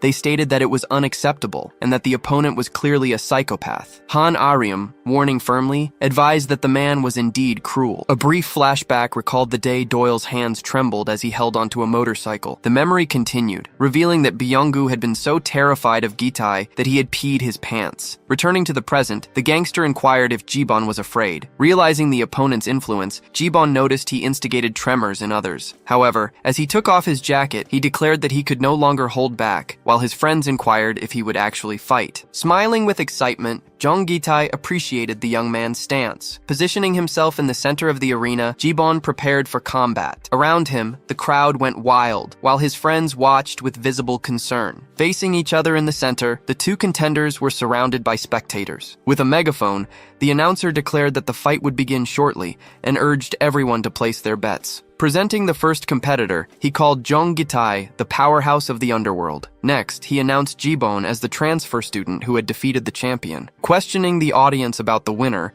the announcer ignited the atmosphere in the venue. A countdown began, and in the control room, a man with glasses monitored every detail. Observing the over 2,000 live spectators, he commented on the grandeur of the event. Stating that the stage was set, he urged both to fight until blood was spilled. The match then began, and Jong Gitai advanced without hesitation. Delivering a knee strike to Jibon's head, he initiated the offense. However, the boy blocked the subsequent attack and counterattacked with a kick. He then retreated, seeking space. The crowd continued to cheer fervently. Preparing a new advance, Jong Gitai adjusted his stance. Defending himself from a flurry of punches, Jibon followed each blow attentively. Although his speed and strength were above average, he had never learned boxing or martial arts. As a typical street fighter, Jibon was no easy opponent thanks to his impressive physique. "Are you scared?" Jong Gitai shouted in fury. Advancing without hesitation, Jibon delivered a direct punch to his opponent's ribs. Feeling the impact, he realized the blow was clean and effective. Reacting immediately, Gitai struck Jibon's face with a punch. "That only tickled," he commented, challenging him to continue. Considering the enemy's reaction speed, Jibon instinctively looked for openings. Even without technical skills, the opponent overcame difficulties with natural physical abilities, and Jibon was repeatedly hit. Responding firmly, the boy delivered another kick to Gitai's face. "Was that a massage?" Jong Gitai inquired mockingly. "Do you really think you can defeat me like that?" he then questioned. "I'll show you reality," Gitai shouted, launching an attack. Upon being hit again, Jibon felt his rage intensify instead of receding. The crowd ceaselessly roared Jong Gitai's name. "Who has the upper hand?" one of Jibon's friends asked. "His guard is starting to fail," the other commented. Continuing his analysis,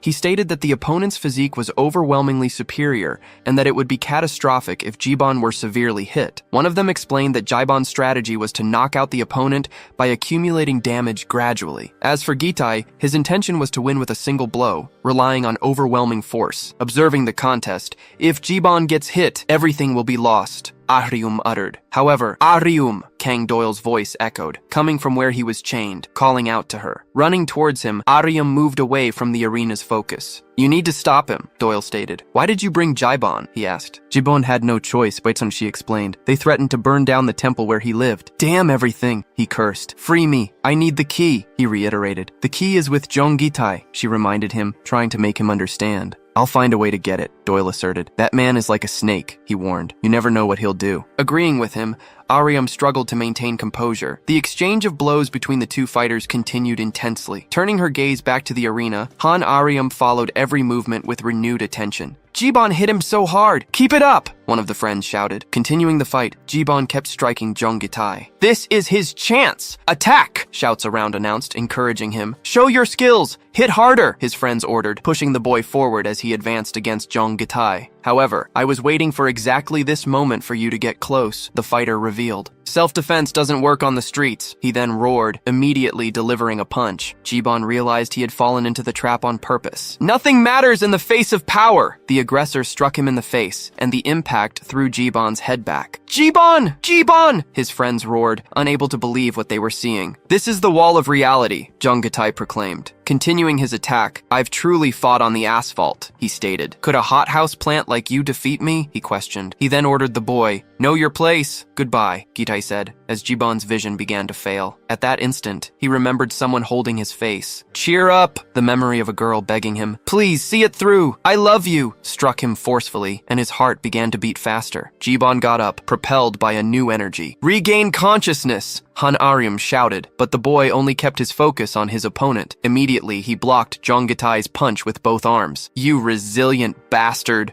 the aggressor exclaimed, astonished that Jibon had resisted the blow. Even injured, Jibon faced his rival and then struck the opponent's face with a counterattack. Gitai was pushed back a few steps. "This has become a serious fight," the boy's friends commented. "Nobody here is kidding around." Jonggitai, for his part, "It's been a long time since I felt something like this. My dopamine is surging," he stated. "You're better than I imagined," the fighter admitted, "but you're still just a school snack." He then advanced. Jibon then landed a kick on the opponent and faced him, while Jonggitai explained, "Gangsters cannot afford to lose." He stated, "The moment we lose, we die." Gitai then roared, "I will never let you win," striking him in the face. "He's a zombie," one of Jibon's friends called out, saying that the fight was getting even more intense. The two continued exchanging blows. Jibon's friends noticed that he was no longer defending himself, but rather dodging the attacks. Jibon avoided another punch, and the aggressor cursed him, consumed by frustration, but one of the friends pointed at Jibon. Motionless, the young man kept his guard down, surprising everyone. Calling him a loser, Gitai advanced to attack,